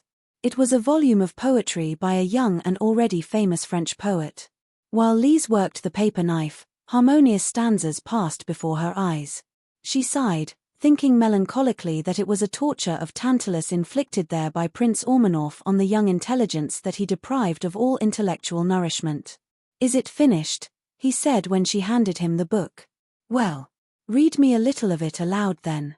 Repressing the deep surprise caused her by this new fancy, Lise set about obeying. She read perfectly, for Mr. Babille insisted on diction. She read above all with intelligence, with emotion, identifying herself with the very elevated sentiments of the poet. And her pure voice, with its deep and soft timbre, increased the delicate charm of these verses. "That is enough. You must not tire yourself," said Prince Ormanoff suddenly. "Put that book there, and rest. You will continue this reading tomorrow." This became henceforth a habit of every afternoon. And it was, for Lise, one of the best moments of the day. Whether the prince sought it or not, these readings, chosen by him, happened to be those which associated themselves best with the age, the ideas, the degree of intellectual culture of his wife. She found extreme pleasure in them, which expressed itself sincerely in her beautiful eyes full of candor and light where Serge could read at his ease, as he had expressed the will to her. And admitting, which seemed very improbable, that he felt the desire to know his wife's impressions, he had no need to question her. Her gaze spoke for her. Another time, it was Old Prince discovered by Nicholas Versky, the librarian, and which Serge showed himself to Lise, adding erudite explanations which interested the young woman keenly. She enjoyed these little very unexpected satisfactions, while being greatly astonished at them. It was certain that there was, with regard to her, a change in Prince Ormanoff. He was perhaps still colder than at the time of the engagement and in the first days of their marriage, but his despotism made itself felt less, was nuanced with a few concessions that Lise would never have dared hope for he seemed by this fact to lift somewhat the ban cast for his wife on intellectual occupations. It was now without too much apprehension that she entered his room each day, that she installed herself in the large high-backed armchair against whose dark background stood out so well her admirable face and the dresses of supple fabric and light shades, which she generally wore indoors. Everything in her was harmony, the least of her movements had an inimitable natural grace, and it was not astonishing that a dilettante like Prince Ormanoff did not take his eyes off her, while she moved silently around the samovar to prepare tea, or distributed caresses to Ali and Fricka who disputed them, sometimes nearly knocking her over, which brought a severe intervention from their master, despite Lise's timid protests. One evening, Fricka, jumping by surprise on the young woman, made a large scratch on her wrist. Serge rang immediately and gave the order to Stepanek to administer a correction to the culprit. "No, I beg you. The poor beast errs by too much affection. Do not have her corrected," Serge said Lise in a supplicating tone. He leaned forward and took between his fingers the wrist on which a few drops of blood beaded. "Frankly, this deserves a punishment, Lise," he interrupted himself abruptly, biting his lips. And Lise blushed, for she understood that he was thinking of the painful treatment inflicted by him on this same delicate wrist, and of which he had been able to see the marks the next day, for, the tumefied flesh having swollen, it had been impossible for the young woman to put the bracelet back on. "Take Fricka away, but do not correct her," he said to the Cossack who was going away already, dragging the animal, for he judged it quite useless to await the result of the young lady's supplications, which would change nothing, he thought, in the master's decision. When Stepanek reported this fact in the pantry, there was, on all sides, keen astonishment. Alone Madia smiled with a knowing air, hiding under her blinking eyelids a delighted look. The prince was now resuming his place at meals. He showed his sister excessive coldness, despite Lydia's humble and repentant manners, and, not unaware of her preference for Hermann, affected never to notice the latter's presence, while he showed Sasha unaccustomed attention and even a certain indulgence for unimportant thoughtlessness that he would have pitilessly punished some time before. Lydia champed at the bit and worried seriously. Varvara's words returned to her mind, although she taxed them as foolish ideas. It was indeed inadmissible to think that this young woman, so harshly treated by Serge, exercised any influence whatsoever on the latter's acts. But it was certain also that the prince's new attitude with his sister and Herman and his infatuation for Sasha coincided with the more frequent relations between his wife and himself. Moreover, there was an undeniable fact, and which all noticed: the prince treated Lise in a gentler manner, less visibly authoritarian. Madame de Rulberg tried to consult Varvara, but the latter always evaded with astonishing suppleness. She seemed very weary for some time, hardly went out any more, and showed altered features, a leaden complexion of a sick person. Snowstorms had come to prevent walks for Lise and Sasha. Serge kept them longer near him. The wounds were healed, but because of the weakness of the arm, hunting remained still forbidden to him. He worked with his secretaries and Nicholas Versky, consulted the old dusty archives for a history of his family begun several years before, or went through the numerous books and magazines which reached him. One Sunday, he did not appear at lunch. This fact occurred sometimes. No one knows by what fancy, he had himself served then in his rooms. No one thought of complaining about it, for his presence always cast a constraint on the guests, even when he was in his best moments. For his own, as for those whose services he paid, to whatever degree of the social hierarchy they belonged, Prince Ormanoff knew only how to be the master, and a dreaded master. After lunch, Lise remained a few moments in the drawing-room near her sister-in-law who suffered from neuralgia. Then she went out to go back up to her room. As she reached the last step of the monumental staircase, she saw rise up before her the shadowy silhouette of the tutor. "Princess, forgive me my boldness, but permit your humble admirer." He fell to his knees and raised Lise's dress to his lips. She recoiled so abruptly that she nearly fell backwards down the stairs. "How dare you?" she said in a voice stifled by stupor and indignation. Someone, from a neighboring corridor, rushed suddenly on Hans Brenner, seized him and dragged him into a room whose door was closed again with violence. Lise, frozen with fright, heard cries of rage and pain, a voice stammering, "Mercy! Mercy!" Provided Serge did not kill that man, or wound him grievously. He was so strong, and the other so puny. She must run to them, try to prevent a misfortune, at the risk of turning her husband's anger against herself. But as she reached the door, it opened, letting pass Prince Ormanoff, correct and calm as if he had just accomplished the most habitual thing. Only the dark tint of the pupils revealed the inner irritation. "Oh, Serge, what have you done to him?"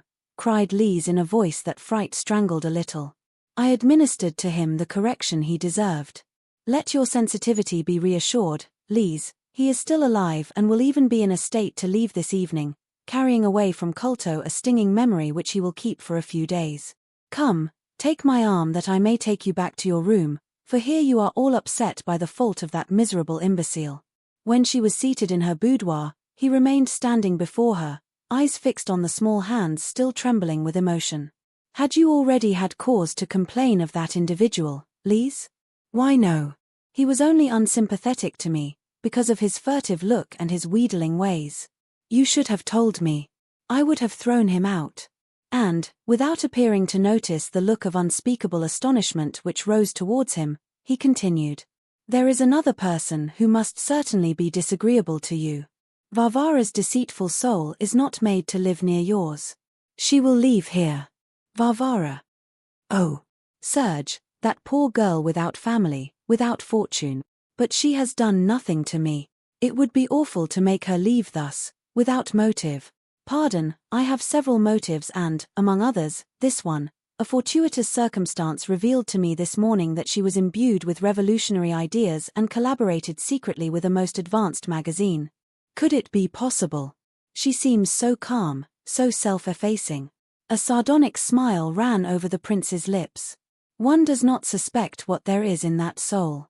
But you see, Lise, that I cannot keep here a person of that sort." The young woman murmured timidly. "Yet, if one could attempt to change her ideas, to do her good." The same smile reappeared on Serge's lips. "Who would take charge of it? Not I, for sure. Nor you either, Lise." "Why? I could try." "Do you believe then that I would permit you to?" That woman hates you, moreover. Me. Oh. Serge, you say like Madia. Why would she hate me, however? He bent his tall stature a little and took Lise's head between his hands. Because she is an evil creature. And you are an angel. His lips rested on the young woman's forehead. Then, turning away abruptly, he left the boudoir.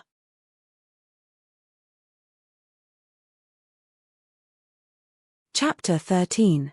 For a few minutes, Lise remained dumbfounded, wondering if she was not the prey of a dream. But no, she still felt on her forehead the heat of that kiss. And it was indeed Serge's lips which had pronounced those so unexpected words.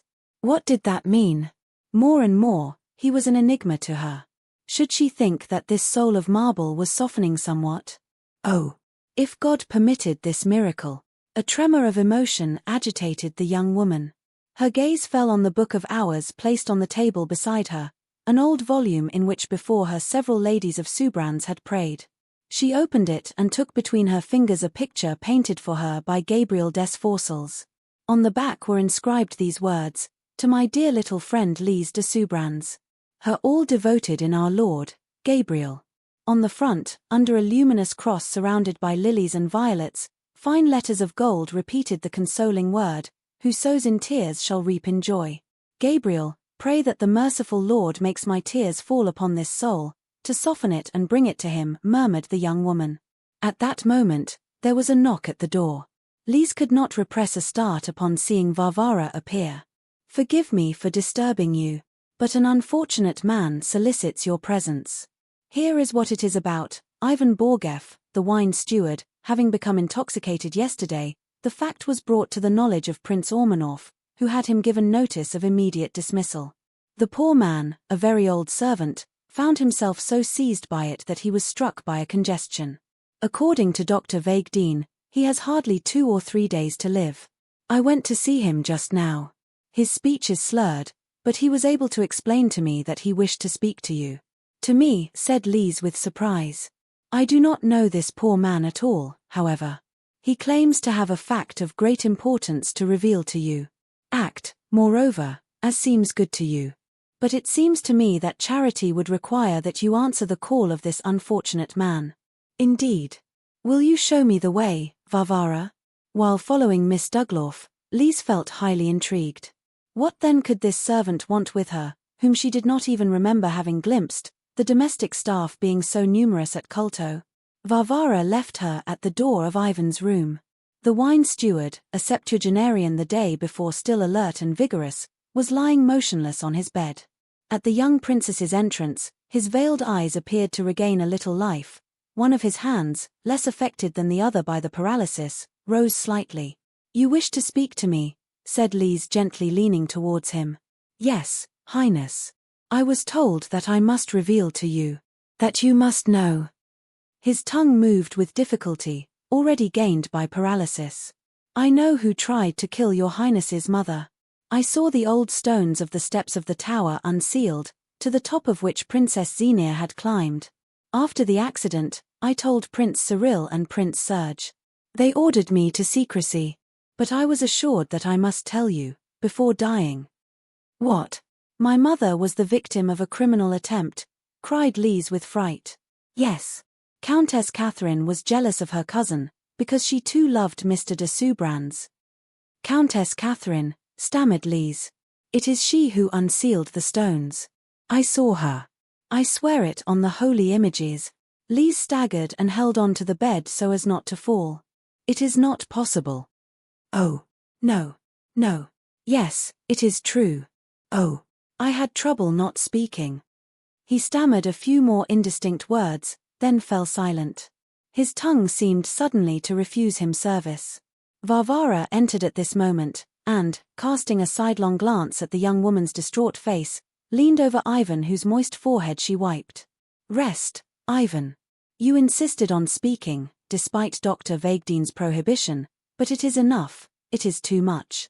Lise, incapable of uttering a word, left the room and took refuge in her bedroom. There, frozen with horror, she threw herself on her knees before her crucifix.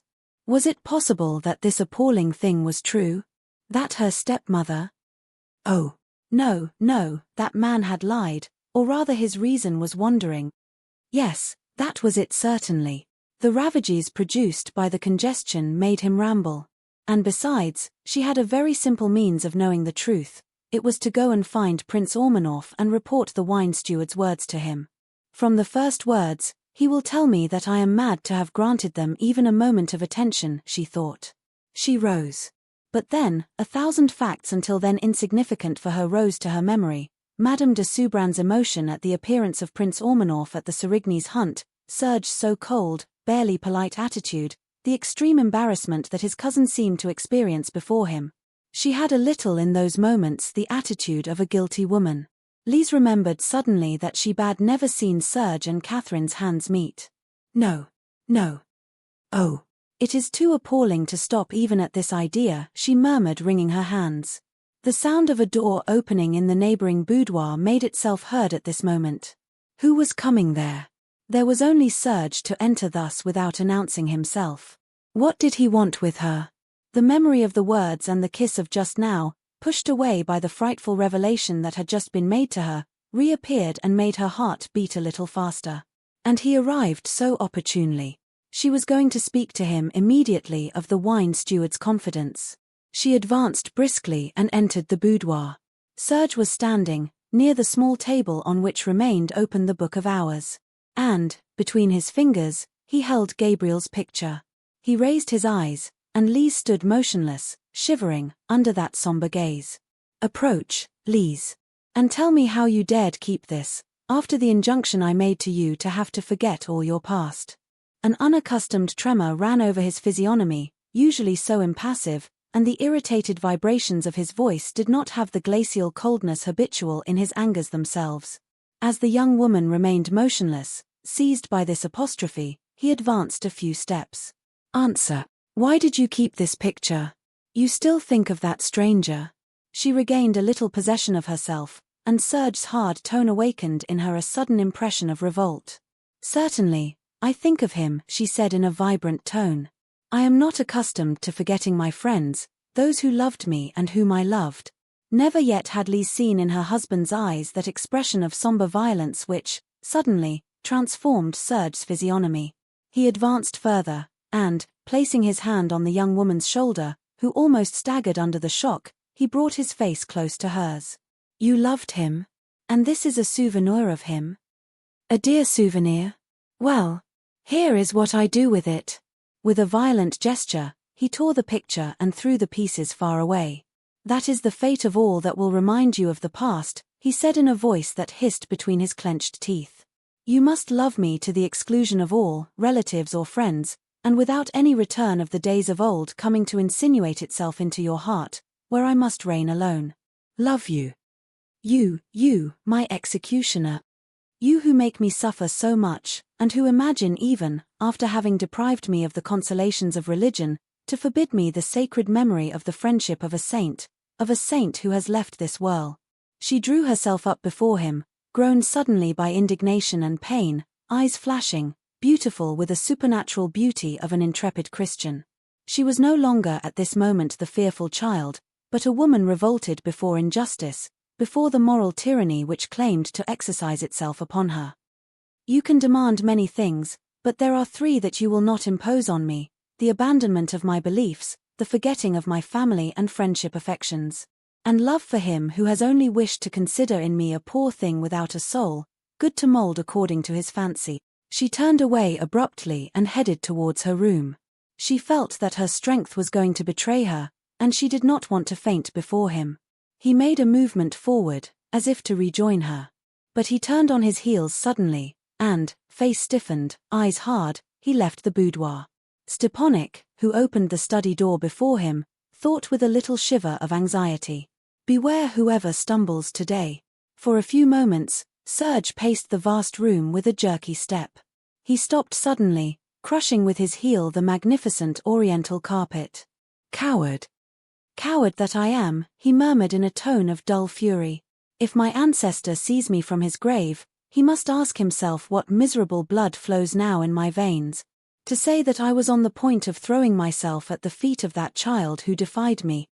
I, her husband, her master. She drives me mad.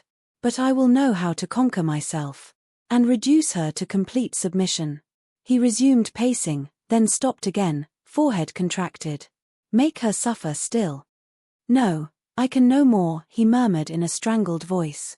Already, just now. It is the fault of that Gabriel, of that friend she does not forget, who loved her, whom she loved. Whom she loves perhaps still, and whom I hate. How she defended the right to his memory. And me, she detests me. He interrupted himself, letting escape a sort of sneer. What do I care? Provided she fears me and obeys me. An Ormanoff cares little about being loved. Come, it is fitting to make a truce to these daydreams unworthy of a masculine brain. I have an execution to accomplish this evening. He rang and gave the order to Stepanek to warn Miss Douglas that he desired to speak to her. When Varvara entered, Serge was standing near his desk. He inclined his head slightly in reply to his cousin's always humble greeting and said coldly, I wanted to inform you myself that a small package addressed to you went astray, was opened by mistake. And that I found this in it. He took from the desk a pale yellow magazine, striped with red, and handed it to Varvara. An ashen pallor covered Miss Douglas's face, a sudden trembling agitated her hands. This is indeed yours, is it not? She replied in a voice a little dull. Yes, it is mine, Serge Vladimirovich. My compliments. You drink at sources somewhat. Volcanic, Varvara Petrona. I was even able to note, leafing through this slightly incendiary publication, that you took an active part in its editing. Having no legal right over you, I can only note your entire freedom on this subject. But, as long as I am master here, Culto will never shelter revolutionaries, and above all revolutionaries in petticoats, the worst that exist. You will be good enough to organize yourself to find, before the end of the month, and outside my domains, another roof where you can elaborate in peace the program of future societies. She listened to him without making a movement, as if petrified. Her long and soft eyelids hid her gaze, but the lashes beat feverishly, and, on the magazine she had taken from Serge's hands, her fingers clenched, crumpling the strange cover. At the prince's last words, she let escape a sort of moan. You are driving me away. She slid to her knees, raising towards Serge her half-uncovered eyes which supplicated. Serge, for pity's sake. Forgive me these mad ideas, this sympathy already vanished for doctrines that you reprove. Never will you find them again in me. They are ramblings of a delirious brain, by which, poor isolated woman, I may have let myself be taken for an instant. Serge, forgive me. Do not drive me from your dwelling, from your presence. My life is here, in the shadow of him whom humble Varvara venerates as a god, and whom she would like to serve on her knees. She spoke in a low and trembling voice, bowing her head and joining her hands. I have really no use for so ardent a devotion, said Serge's biting voice. You will be able to find to employ it more usefully elsewhere, Varvara Petrona. For the cause of the revolution, for example. Really, who would have suspected that you hid such flames under so peaceful an appearance? I do not speak for myself, naturally, for long ago I had guessed you. Lowered eyes have never deceived me. Varvara raised her head, and this time, the yellow pupils appeared entirely, sparkled under the light shadow of the pale lashes. You know then that, if you had chosen me, you would have found in me the slave of your dreams, whose soul you would have possessed entirely, and who would not have disputed with you a scrap of her conscience. A look of unspeakable contempt fell upon her. A slave's soul? With gold, I would buy some. But a beautiful, pure and intrepid soul, which the attraction of luxury and vanity cannot reduce, which resists all-powerful force and would prefer to die than to yield to what its conscience reproves, that is what I admire, what I respect, what I venerate above all. Varvara rose abruptly, face blanched. That soul does not love you, Serge Ormanoff, she said in a hoarse voice. Serge's forehead had an imperceptible contraction. What do you know of it? He retorted in a haughty tone. But, moreover, that matters little to you, I imagine. You have strayed there into paths which distance us from our subject, that is to say from your departure. Upon reflection, I believe that you could be ready to leave Culto in a week. You will find indeed a convent to receive you provisionally, unless some sister in revolution offers you the shelter of her roof. A start shook Varvara. On her white complexion, a livid pallor spread, reaching even to the lips. Slowly, the eyelids lowered over the eyes where a strange gleam had just passed. Despair, fury, or hatred, all that together perhaps. "I will leave before, Serge Vladimirovich," she said in a calm tone. She turned away, reached the door, but, at the moment of opening it, she turned again. "You are vanquished this time, Prince Ormanoff." She went out on these words, thrown in a tone of evil irony which made Serge start. "Vanquish. Vanquish." "And by a child," he murmured, falling back into his armchair. "An Ormanoff." She guessed it, that viper. Ah. My ancestors must stir in their graves, before the cowardice of their descendant. It is her soul that attracts me, that moves me to the bottom of my heart. And I martyrize her. At this moment, she is doubtless weeping, she suffers. And a word from me, what I burn to tell her, would dry the tears of those admirable eyes that I love more than anything, because they reflect her soul. I would see her smile perhaps. Not with the constrained and timid smile she always has before me, but with the smile of the confident and loved woman. He rose so abruptly that his heavy armchair fell to the ground, waking with a start Fricka and Ali. "I am rambling. She makes me lose my head. Stepanik. Pick up that armchair and give word that I be served dinner here, this evening." He opened the door, entered a staircase covered with a thick carpet and reached the library, where he absorbed himself in the examination of old papers.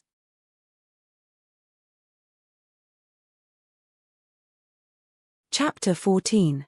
The snowstorm had ceased the next day, and the sky was so pure, the sun so soft that Lise decided towards 10 o'clock to take a short walk in the park, to restore a little her face undone by a night of insomnia. Sasha having bronchitis, she could not ask for his company. And besides, today, she preferred to be alone. A heavy sadness weighed on her heart. The scene of the previous day had upset her deeply, and all the more so as Prince Ormanoff's attitude, for some time, might have given her a very slight hope of seeing him soften somewhat. Nothing was changed, he was still the implacable despot who claimed to annihilate in her all moral freedom, he was still the being without pity and without justice who toyed with the suffering of a defenseless young woman, the temperamental master who did not fear to attack the memory of a dead man. What was he going to do today? How would he punish the audacious child who had dared, yesterday, to throw such words in his face? Remembering them, Lise wondered how she had been able to pronounce them, and how above all he had not chastised her for it on the spot. She would lose nothing by waiting. But after all, a little more, a little less suffering. Silent pain would be the lot of her existence, near the tyrant with the pitiless heart who would hold her in his power until the day God delivered her by death. She walked slowly, eyes fixed straight ahead, mind all occupied with her sad thoughts. The sound of footsteps behind her made her however turn her head. It was Varvara wrapped in her fur cloak. "You are walking, princess," she said, shaking the hand the young woman held out to her. "I am going to see a poor miserable family, quite close to here." "You occupy yourself with the poor?" "A little, yes, as much as my weak means permit me." "I would like to do so too," said Lise with a sigh. "But I believe it quite useless to think of it." "Oh. Certainly. Prince Ormanoff would never permit you. He cares little for the unfortunate, moreover. Those I am going to visit were thrown into misery by his orders, for a peccadillo." Lise's heart gave a start of indignation. Ah, how well she knew him there. Slowly, Varvara resumed walking, and she followed her, listening to the pitying voice which told with pathetic emotion the sufferings of these poor people. "But I am going too far," she said suddenly. "I must return. Do you not want to come as far as these unfortunate people's home? It is so close now. And it would be such a consolation for them." Lise hesitated an instant. But, after all, why not? She would try thus to repair somewhat, by her compassion, Prince Ormanoff's harshness. She followed Varvara then, this time outside the park. Miss Douglas walked with a sure step, like a person who knows her goal. Suddenly, a howl rang out. Lise stopped abruptly. "What is that?" "The wolves," said Varvara quietly. "The wolves," stammered Lise, paling with fright. "The storm had confined them to the forest. They come out today and approach inhabited places to find prey. But do not worry, we have time to reach a hut quite close by." Reassured by this calm, Lise followed her companion, who walked hastily. In a few minutes they arrived at a hut of shabby appearance. "It is deserted, but we can lock ourselves in," said Varvara. At the same moment, howls made themselves heard, very close this time. Lise and Varvara rushed inside and closed the door carefully. "There they are," said Miss Douglas, who had approached the narrow little window. Lise advanced in her turn and repressed a cry of terror. There were 7 or 8 wolves of large size, which darted their yellow eyes on this dwelling where the coveted prey was hiding. "Oh, Varvara, what are we going to do? Why simply wait for someone to come and deliver us? If there were only it could be longer, for Varvara Douglas is a person of so little importance that one would not notice her absence very quickly. But it is not the same for the precious little princess whose death would throw poor Serge into despair. Why do you look at me like that? Are you unaware that he loves you like a madman? You are raving, I think, Varvara," stammered the young woman. A slight sneer escaped from Varvara's lips. "Ah, poor innocent. I know him, you see. By dint of hypnotizing my gaze and my thought on him, I know how to discern all the impressions on that physiognomy which is an enigma for others. I read his secret there from the day of your arrival in Cannes, and I had foreseen in advance who would be the vanquished in the struggle sustained between his pride and his heart. I know him, I tell you. One day, I saw him pick up a flower fallen from your belt, raise it to his lips, then throw it far away with anger. You understand, Serge Ormanoff obliged to bow before a woman, before a child of 16 who stood up to him. It is hard, and the resistance is terrible. But the victory would have been only the more intoxicating, would it not, princess?" Lise, eyes a little dilated by stupefaction, listened to her, dumbfounded and troubled by the strange gaze which enveloped her. Outside, the wolves howled. And, during this time, another heart endured all torments. 13 years ago, a little girl arrived with her mother at Kulto, and was presented to Prince Ormanoff, a very young man then, but as proud, impenetrable and disdainful as today. A look stamped with the most indifferent coldness fell on the child. And yet, those eyes, which had the changing and mysterious tint of our northern lakes, those eyes fascinating by their very coldness, chained forever Varvara Douglas. At the bottom of her heart, she raised an altar to him who never deigned to notice this silent worship. The day he married Olga Serkine, she thought seriously of killing herself. However, she continued to live, finding despite everything a bitter enjoyment in contemplating him, in hearing his voice, in following from afar the wake of his existence. But she detested Olga, naturally. And, one day, a favorable opportunity presenting itself, she helped the accident which cost the life of Serge Ormanoff's wife and son. Lise gave a cry of horror, recoiling abruptly. "Varvara, what appalling story are you telling me there?" she stammered. A satanic gleam shone in Varvara's eyes. "Oh, it is a true story." The poor scorned woman hoped that, perhaps, her widowed cousin would take it into his head to notice that a creature was there, near him, who asked only to take the chain with which his despotism had loaded his first wife, and who, better still than the latter, would have delivered her soul entirely to him so that he might mould it, transform it according to his will. Alas, he saw you.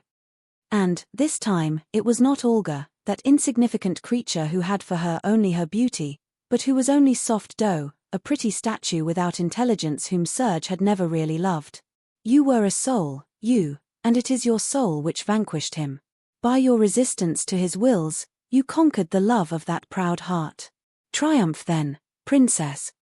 Hasten to savor this secret that I deliver to you, for the scorned woman is going to avenge herself.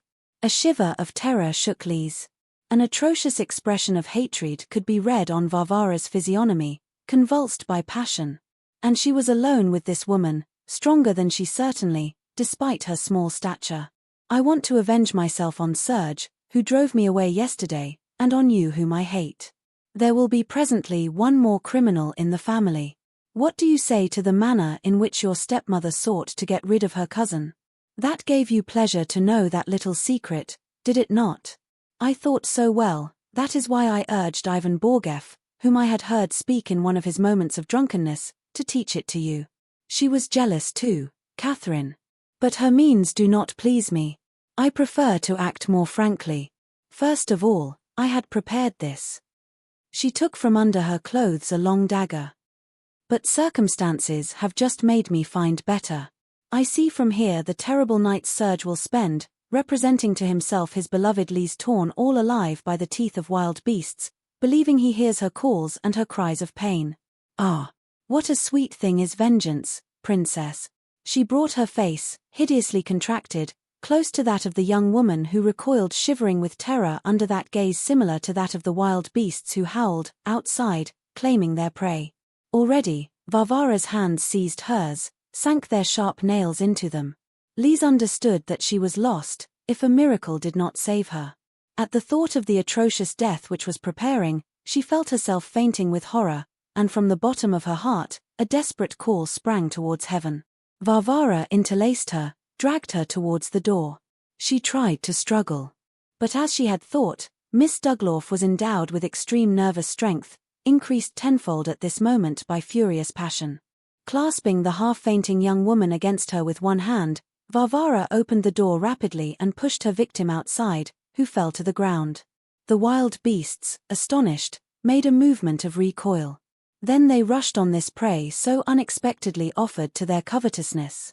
Several gunshots rang out. 3 wolves fell. The others stopped. Only one of them, more famished or less fearful than the others, rushed on Lise and seized the young woman's arm between his sharp teeth. But a bullet laid him on the ground. And several men appearing, gun in hand, promptly got the better of the other carnivores, of which 2, only wounded, succeeded in fleeing. One of these men, it was the forest guard formerly chastised by Prince Ormanoff, approached and leaned towards the young woman. "But it is the princess," he said with stupefaction. He lifted her in his arms and wanted to open the door. But it was locked from the inside. "What does that mean?" "Pietri, break that down for me." Pietri, a Hercules, leaned his shoulder against the door, which cracked and gave way. Then, at the back of the small room, the men perceived Varvara, pale, eyes sparkling with rage. "Saved. Ah, what a curse is upon me," she murmured. With a prompt gesture, she took out her dagger, plunged it into her chest and fell to the ground. When Pietri leaned over her, her eyes were glassy and her blood escaped in floods. "I believe it is finished, over there. But, say then, Michel, do you understand?" "It is not the moment to seek to understand. The poor princess is wounded in the arm and she moves no more than if she were dead. I am going quickly to carry her to the castle. As for this one, she needs nothing more. The master will say what must be done with her. But the most urgent thing is to care for the princess." And Michel, with the help of one of his companions, carried away the inanimate young woman, whose arm, reached by the fangs of the carnivore, bled abundantly. As they entered the park, they perceived Prince Serge, who was arriving with a rapid step. At the sight of the burden carried by these men, he rushed forward, and the guards stopped instinctively, stupefied before that distraught physiognomy. "What happened?" he said in a hoarse voice. "The princess was going to be devoured by wolves. We arrived in time." Already, Serge took the young woman in his arms. Alone, he carried her to the castle. He almost ran, as if this burden weighed nothing for him. While on a brief order thrown in passing, servants went in haste to fetch Dr. Vaigdine, he reached his wife's apartment and placed Lise on a chaise longue. Dacia, pale and trembling, removed the fur garments and laid bare the pretty white arm reached by the wild beast's teeth. And her hands, her poor little hands, who then put them in this state? Stammered the lady's maid with a heartbroken air. She recoiled suddenly, while her physiognomy expressed the most complete bewilderment. Prince Ormanoff was kneeling near the chaise longue and covering with kisses the hands torn by Varvara's sharp nails. Never could Dacia, as she declared later, have thought that this physiognomy was susceptible of expressing to such a degree anguish and pain. Dr. Vaigdine appeared almost immediately. He bandaged the arm, then busied himself with putting an end to the fainting fit which was prolonging itself. Still kneeling, Serge surrounded Lise's neck with his arm and pressed the inert head to his chest. When the young woman opened her eyes, it was his face she perceived first.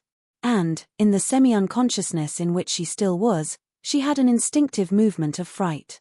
A tender voice murmured in her ear, "Fear nothing, my Lise, my little queen. I love you, and you shall do with me what you will." Bewilderment expressed itself in the large black eyes. But the gaze which fastened on Lise completed eloquently the unexpected words.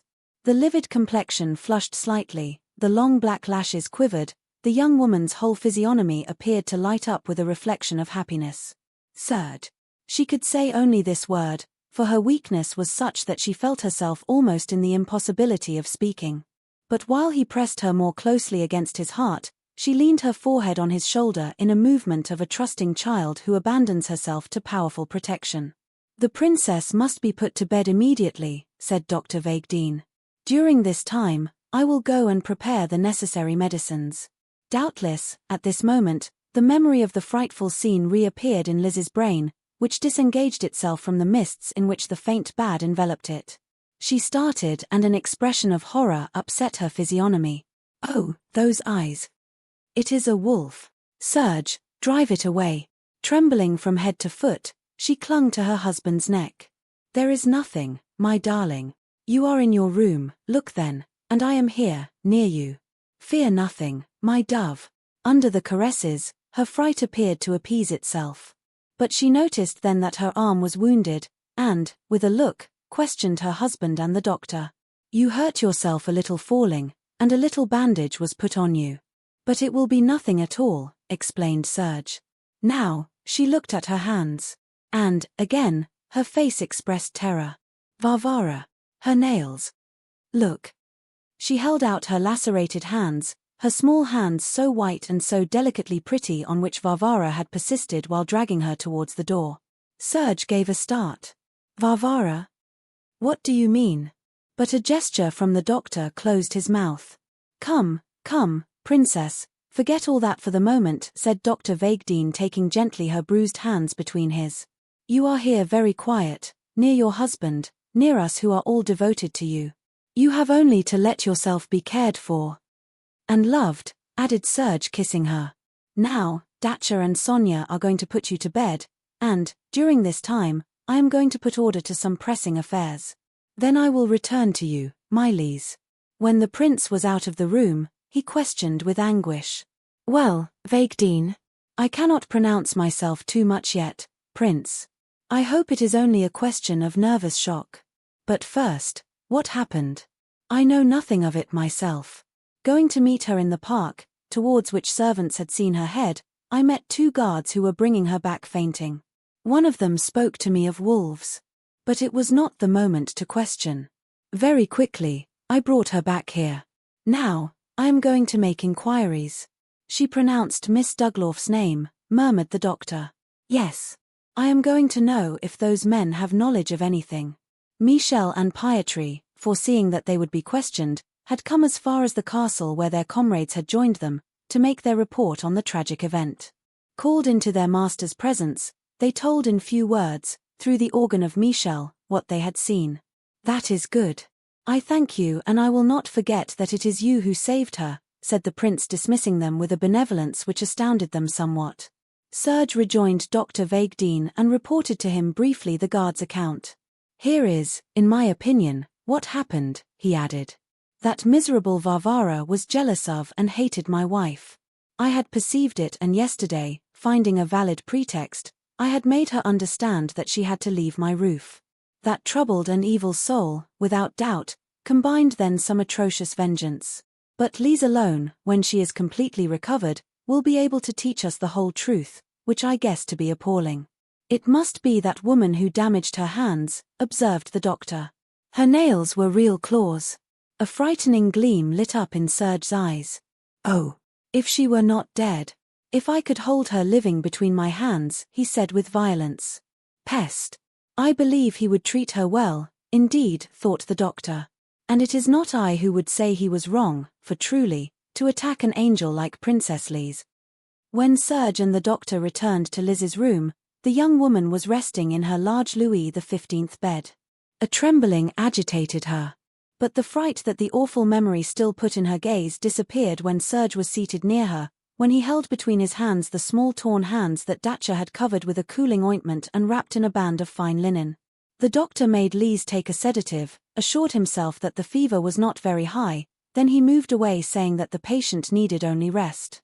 Do you permit me to stay near you, Lise? Asked Serge in a tone of prayer. I will not move, so as not to prevent you from resting. Oh. Yes, stay. I am afraid when you are not there, she said, shivering. Then, you fear me no longer.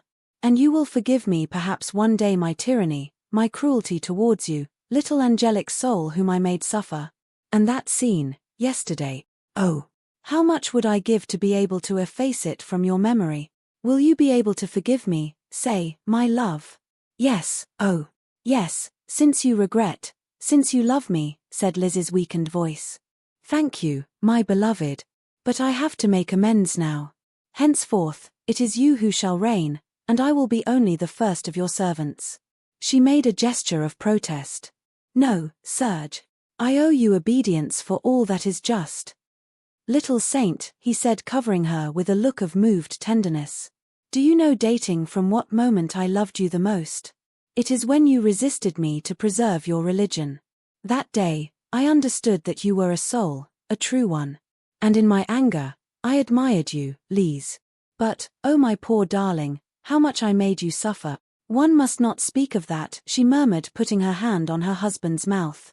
No, my little soul, I will not speak of it, but I will think of it always.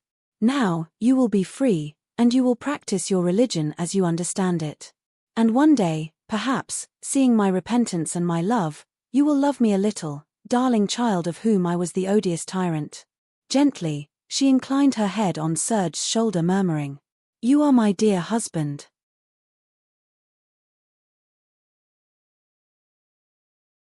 Chapter 15.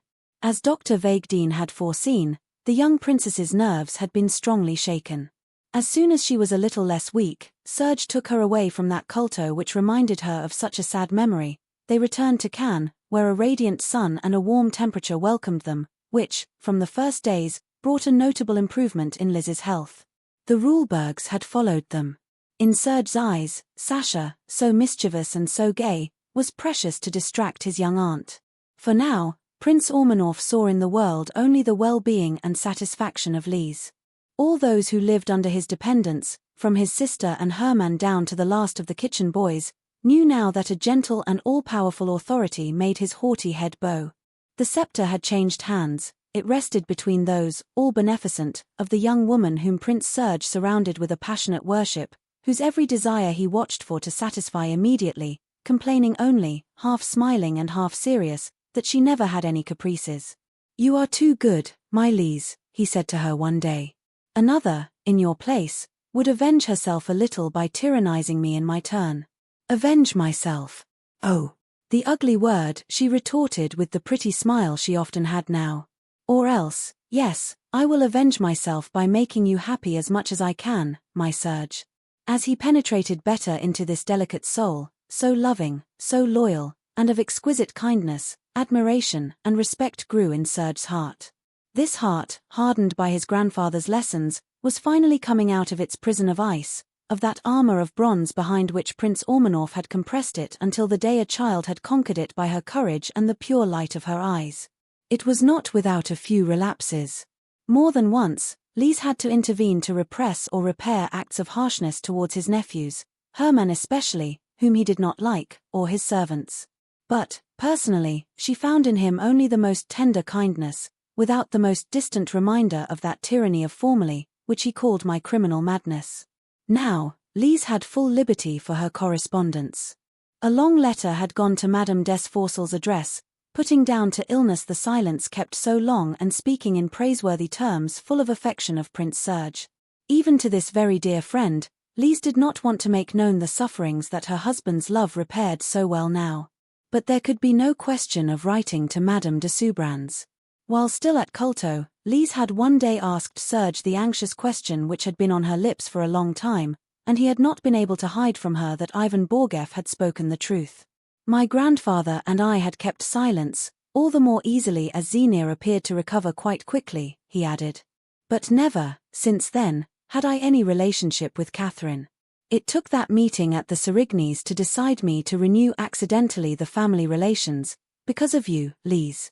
He had told her then how he had obliged Madame de Soubrans to grant him her stepdaughter's hand and had confessed loyally that he had conducted himself very badly in this circumstance, following the terrible motto of his ancestors, "Let the whole earth perish and the honor even of my own, provided that my will be accomplish." The thought that this woman, loved and respected formerly by her, had killed her mother, and had delivered her herself, a trusting and inexperienced child, to this relative whose ideas and terrible despotism she was not unaware of, still tormented Lise's heart painfully.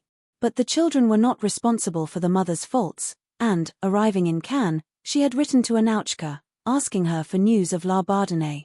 The little girl replied expressing all her joy at finally having a letter from this sister whom everyone, at Perillac, believed lost forever to her family. She said that her mother was very ill and that she showed a sadness impossible to overcome. Lise knew, alas, what memory tormented that soul. One April morning, the young princess, seated on the large marble terrace marvelously flowered, was reading a recently published historical work, for she had now full license to complete her education, and Serge himself made himself the professor of this young intelligence, which he proclaimed superior, just like Mr. Babille. She was today completely recovered from the terrible shock. She was growing, becoming stronger, her admirable features were forming completely. The child was becoming a woman. But her large velvety eyes kept their candid and proud gentleness and their depth full of light. "Here is the mail, aunt," announced Sasha, who was learning a lesson at the other end of the terrace while caressing a tiny English dog that Lise had given him for his birthday. A servant appeared, holding in his hand a tray which he placed near the princess. Lise, pushing aside the letters and magazines intended for her husband, took an envelope addressed to her. "It is from Annouchka. What is the matter?" she thought, slitting it rapidly. "I write you a little note in haste, darling sister," said the little girl. "Mother is very, very ill. The doctor believes she may leave us at any moment. She knows she is lost, and, just now, she told me to write to you, to beg you to come if it were possible for you, because she would like to tell you something, to be able to die in peace." She was so agitated saying that.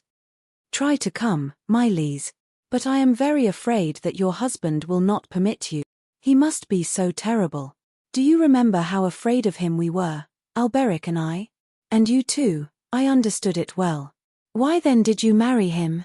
Without that, you would still be with us today. There is my poor mother calling me. Very quickly, I kiss you. Come, my darling, we are so unhappy. Pay no attention to the spots on the paper, it is because I cried thinking of mother. Your poor little sister, Anouchka. Are there letters for me, darling?" It was Serge who appeared on the terrace, returning from a horseback ride. "But what is the matter, my dearest?" he cried with anxiety, seeing the tears which filled his wife's eyes. Without speaking, she handed him Annouchka's letter, which he scanned rapidly. "She wants to make her confession to you, Lise. Evidently, remorse must be terrible. But you cannot think of answering this call." "I cannot." "Oh, Serge, I want to do it. On the contrary, you want to go over there. Risk compromising your health by new emotions? My health is very good. I have really no reason not to go to the call of this unfortunate woman. An unfortunate woman who killed your mother and who risked causing the misfortune of your whole life." Lise's lips trembled. "It is precisely because I have much to forgive her that I must go to her," she said in a trembling voice. Serge leaned forward and took her hands which he raised to his lips. "My dear angel, you know that I can refuse you nothing, but, truly, that is so little reasonable. And when do you want to leave?" "This evening, if it is possible. Think that she is quite ill, that she may be taken at any moment, with an illness of this kind especially. Then those poor children are so alone, in such moments. Come, we will leave this evening. But I think that after that Annouchka will no longer find that I am so terrible," he added, with a tender smile which gave now a quite particular charm to his haughty physiognomy and a very soft radiance to his eyes, always blue when they rested on Lise. She rose and slipped her arm under his. "She will say that you are very good. And she will not suspect yet to what point you are. It must be you to find that, my holy little Lise," he retorted with emotion. Master Sasha, watching them move away leaning on one another, made this judicious reflection to himself. "It is all the same otherwise pleasant here, since it is my pretty aunt who command. My uncle is much more amiable, mother and Herman dare not pester me any more, everyone looks much happier. When I marry, it is my wife who will command too, do you see, my little tip," he concluded, planting a kiss on the cute black muzzle of his dog, who began to yap, which Sasha considered as a sign of approval. Prince Ormanoff and his wife arrived at nightfall at Perillac. The carriage from La Bardonnais took them to the old dwelling, from which Lise had left formerly without her husband permitting her a last farewell. Anouchka and Alberic threw themselves all in tears on their sister's neck. The dying woman had all her consciousness, but the fatal outcome was expected at any instant. The telegram sent the day before by Lise had at once agitated and slightly galvanized her. She had recommended that her stepdaughter be sent up immediately upon her arrival, and awaited her with feverish impatience. While Alberic introduced the prince into the drawing-room, Lise reached Madame de Soubran's room rapidly.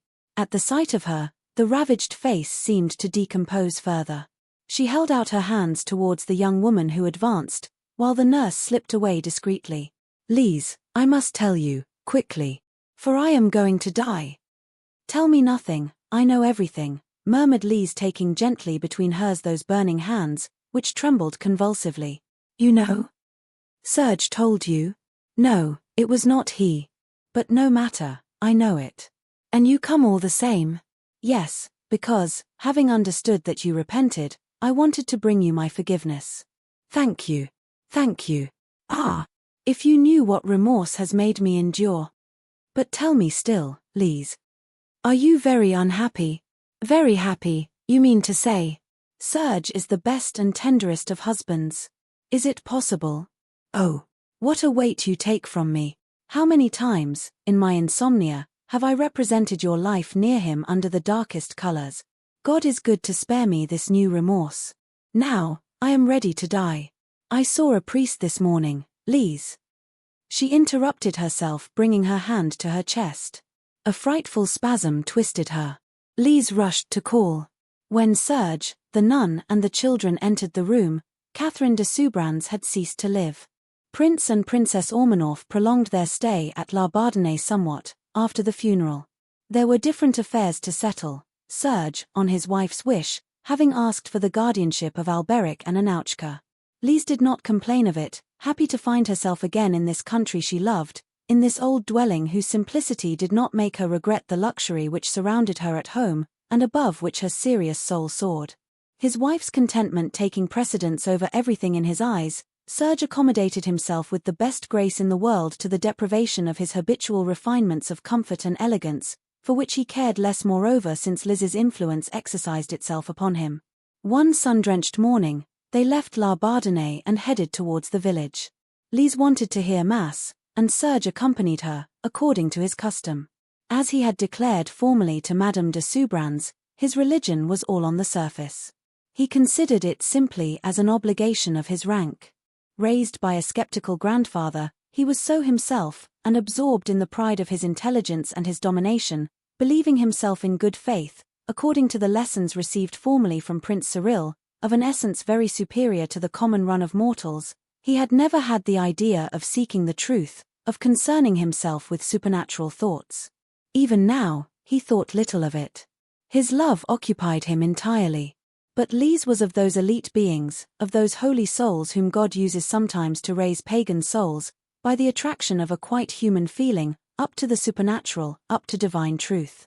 What Serge admired most in her, what he surrounded with religious respect, was precisely that freshness of soul and that sweet energy in duty, in fidelity to her faith, which she held from her beliefs well put into practice. The so strange education given by his grandfather might have made of Prince Ormanoff a proud man, a pitiless despot, hardened his heart and blinded him even to the deep injustice of certain of his acts. It had not been able to destroy in him a fund of loyalty and a vague attraction towards the ideal, which attraction, clarifying itself little by little, would incline him under Lise's influence towards him who, already, was no longer quite for him the unknown God. And today, in this old church darkened by ancient stained glass, an unaccustomed impression penetrated him. However, in a man enamored, like him, of beauty, this little village church, poor and almost ugly, deprived of any artistic value, did not seem likely to awaken any emotion whatsoever. But an atmosphere of grave fervor floated in this modest sanctuary, a perfume of faith and divine love exhaled from the liturgical prayers, from the hearts of its prostrate faithful, and penetrated to the incredulous, but already shaken soul of Serge Ormanoff. Mass finished, the prince and his wife went out by the little door leading to the cemetery. They entered one of the narrow paths, on which the sun traced a few luminous bands. In this confined space, its rays penetrated with difficulty, and for a short time, so that the cemetery of Perillac seemed always dark, even on a sunny day like today. Lise prayed for a few moments at her family's tomb. As she rose, Serge's arm surrounded her shoulders. "Come, now, my dove, I want to lead you myself to his grave," murmured a moved voice in her ear. And while Lise, kneeling, prayed before the stone under which rested the mortal remains of Gabriel Desforcels, he thought with deep remorse of his odious conduct towards the loving and so delicately sensitive child whose tears he had formerly, right here, caused to flow by his cold violence. He thought that he had been mad enough to let himself be invaded by jealousy. Yes, he had been jealous of a dead man, and of the quite angelic affection which had existed between those two children. He put suddenly a knee to the ground, on the stone step, near Lise, and, leaning over, picked a tuft of lily of the valley. "Here, my Lise, take these flowers," he said in a low voice. "I destroyed 2 souvenirs of him. Keep this one as a reparation, and think often of him, who helped you to become what you are." She took the flowers and placed her lips on them. "It will be doubly dear to me, coming from you, my beloved husband. Gabriel's holy soul prayed for us, it is it which obtained from God the union of our hearts. May it protect us from high in heaven, where we shall find it again one day." A ray of sun descended on the bowed heads of Serge and Lise, a fresh breeze, scenting itself in passing on the lilies of the valley and the white hyacinths, came to caress their foreheads. The angelic soul, replying to Lise's invocation, seemed to bless the husband returned from his errors and the young woman whose intrepid resistance had vanquished Prince Ormanoff. The end.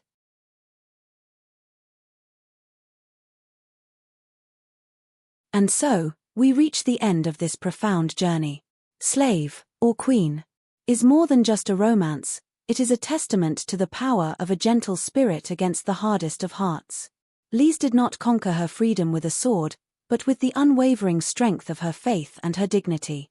She showed us that true nobility is not found in a title, but in the courage to remain true to oneself, even in the face of fear. I truly hope this story touched your heart as much as it touched mine. Now, I would love to hear from you. What did you think of Prince Serge's transformation? Do you believe he truly deserved Lise's forgiveness? Please, write your thoughts in the comments below. If you enjoyed this classic, please leave a like and share it with a friend who loves beautiful literature. Make sure you are subscribed to Josiane Audiobooks and have clicked the bell icon, so you never miss the new classic stories I am preparing for you. Thank you for listening, and until our next adventure.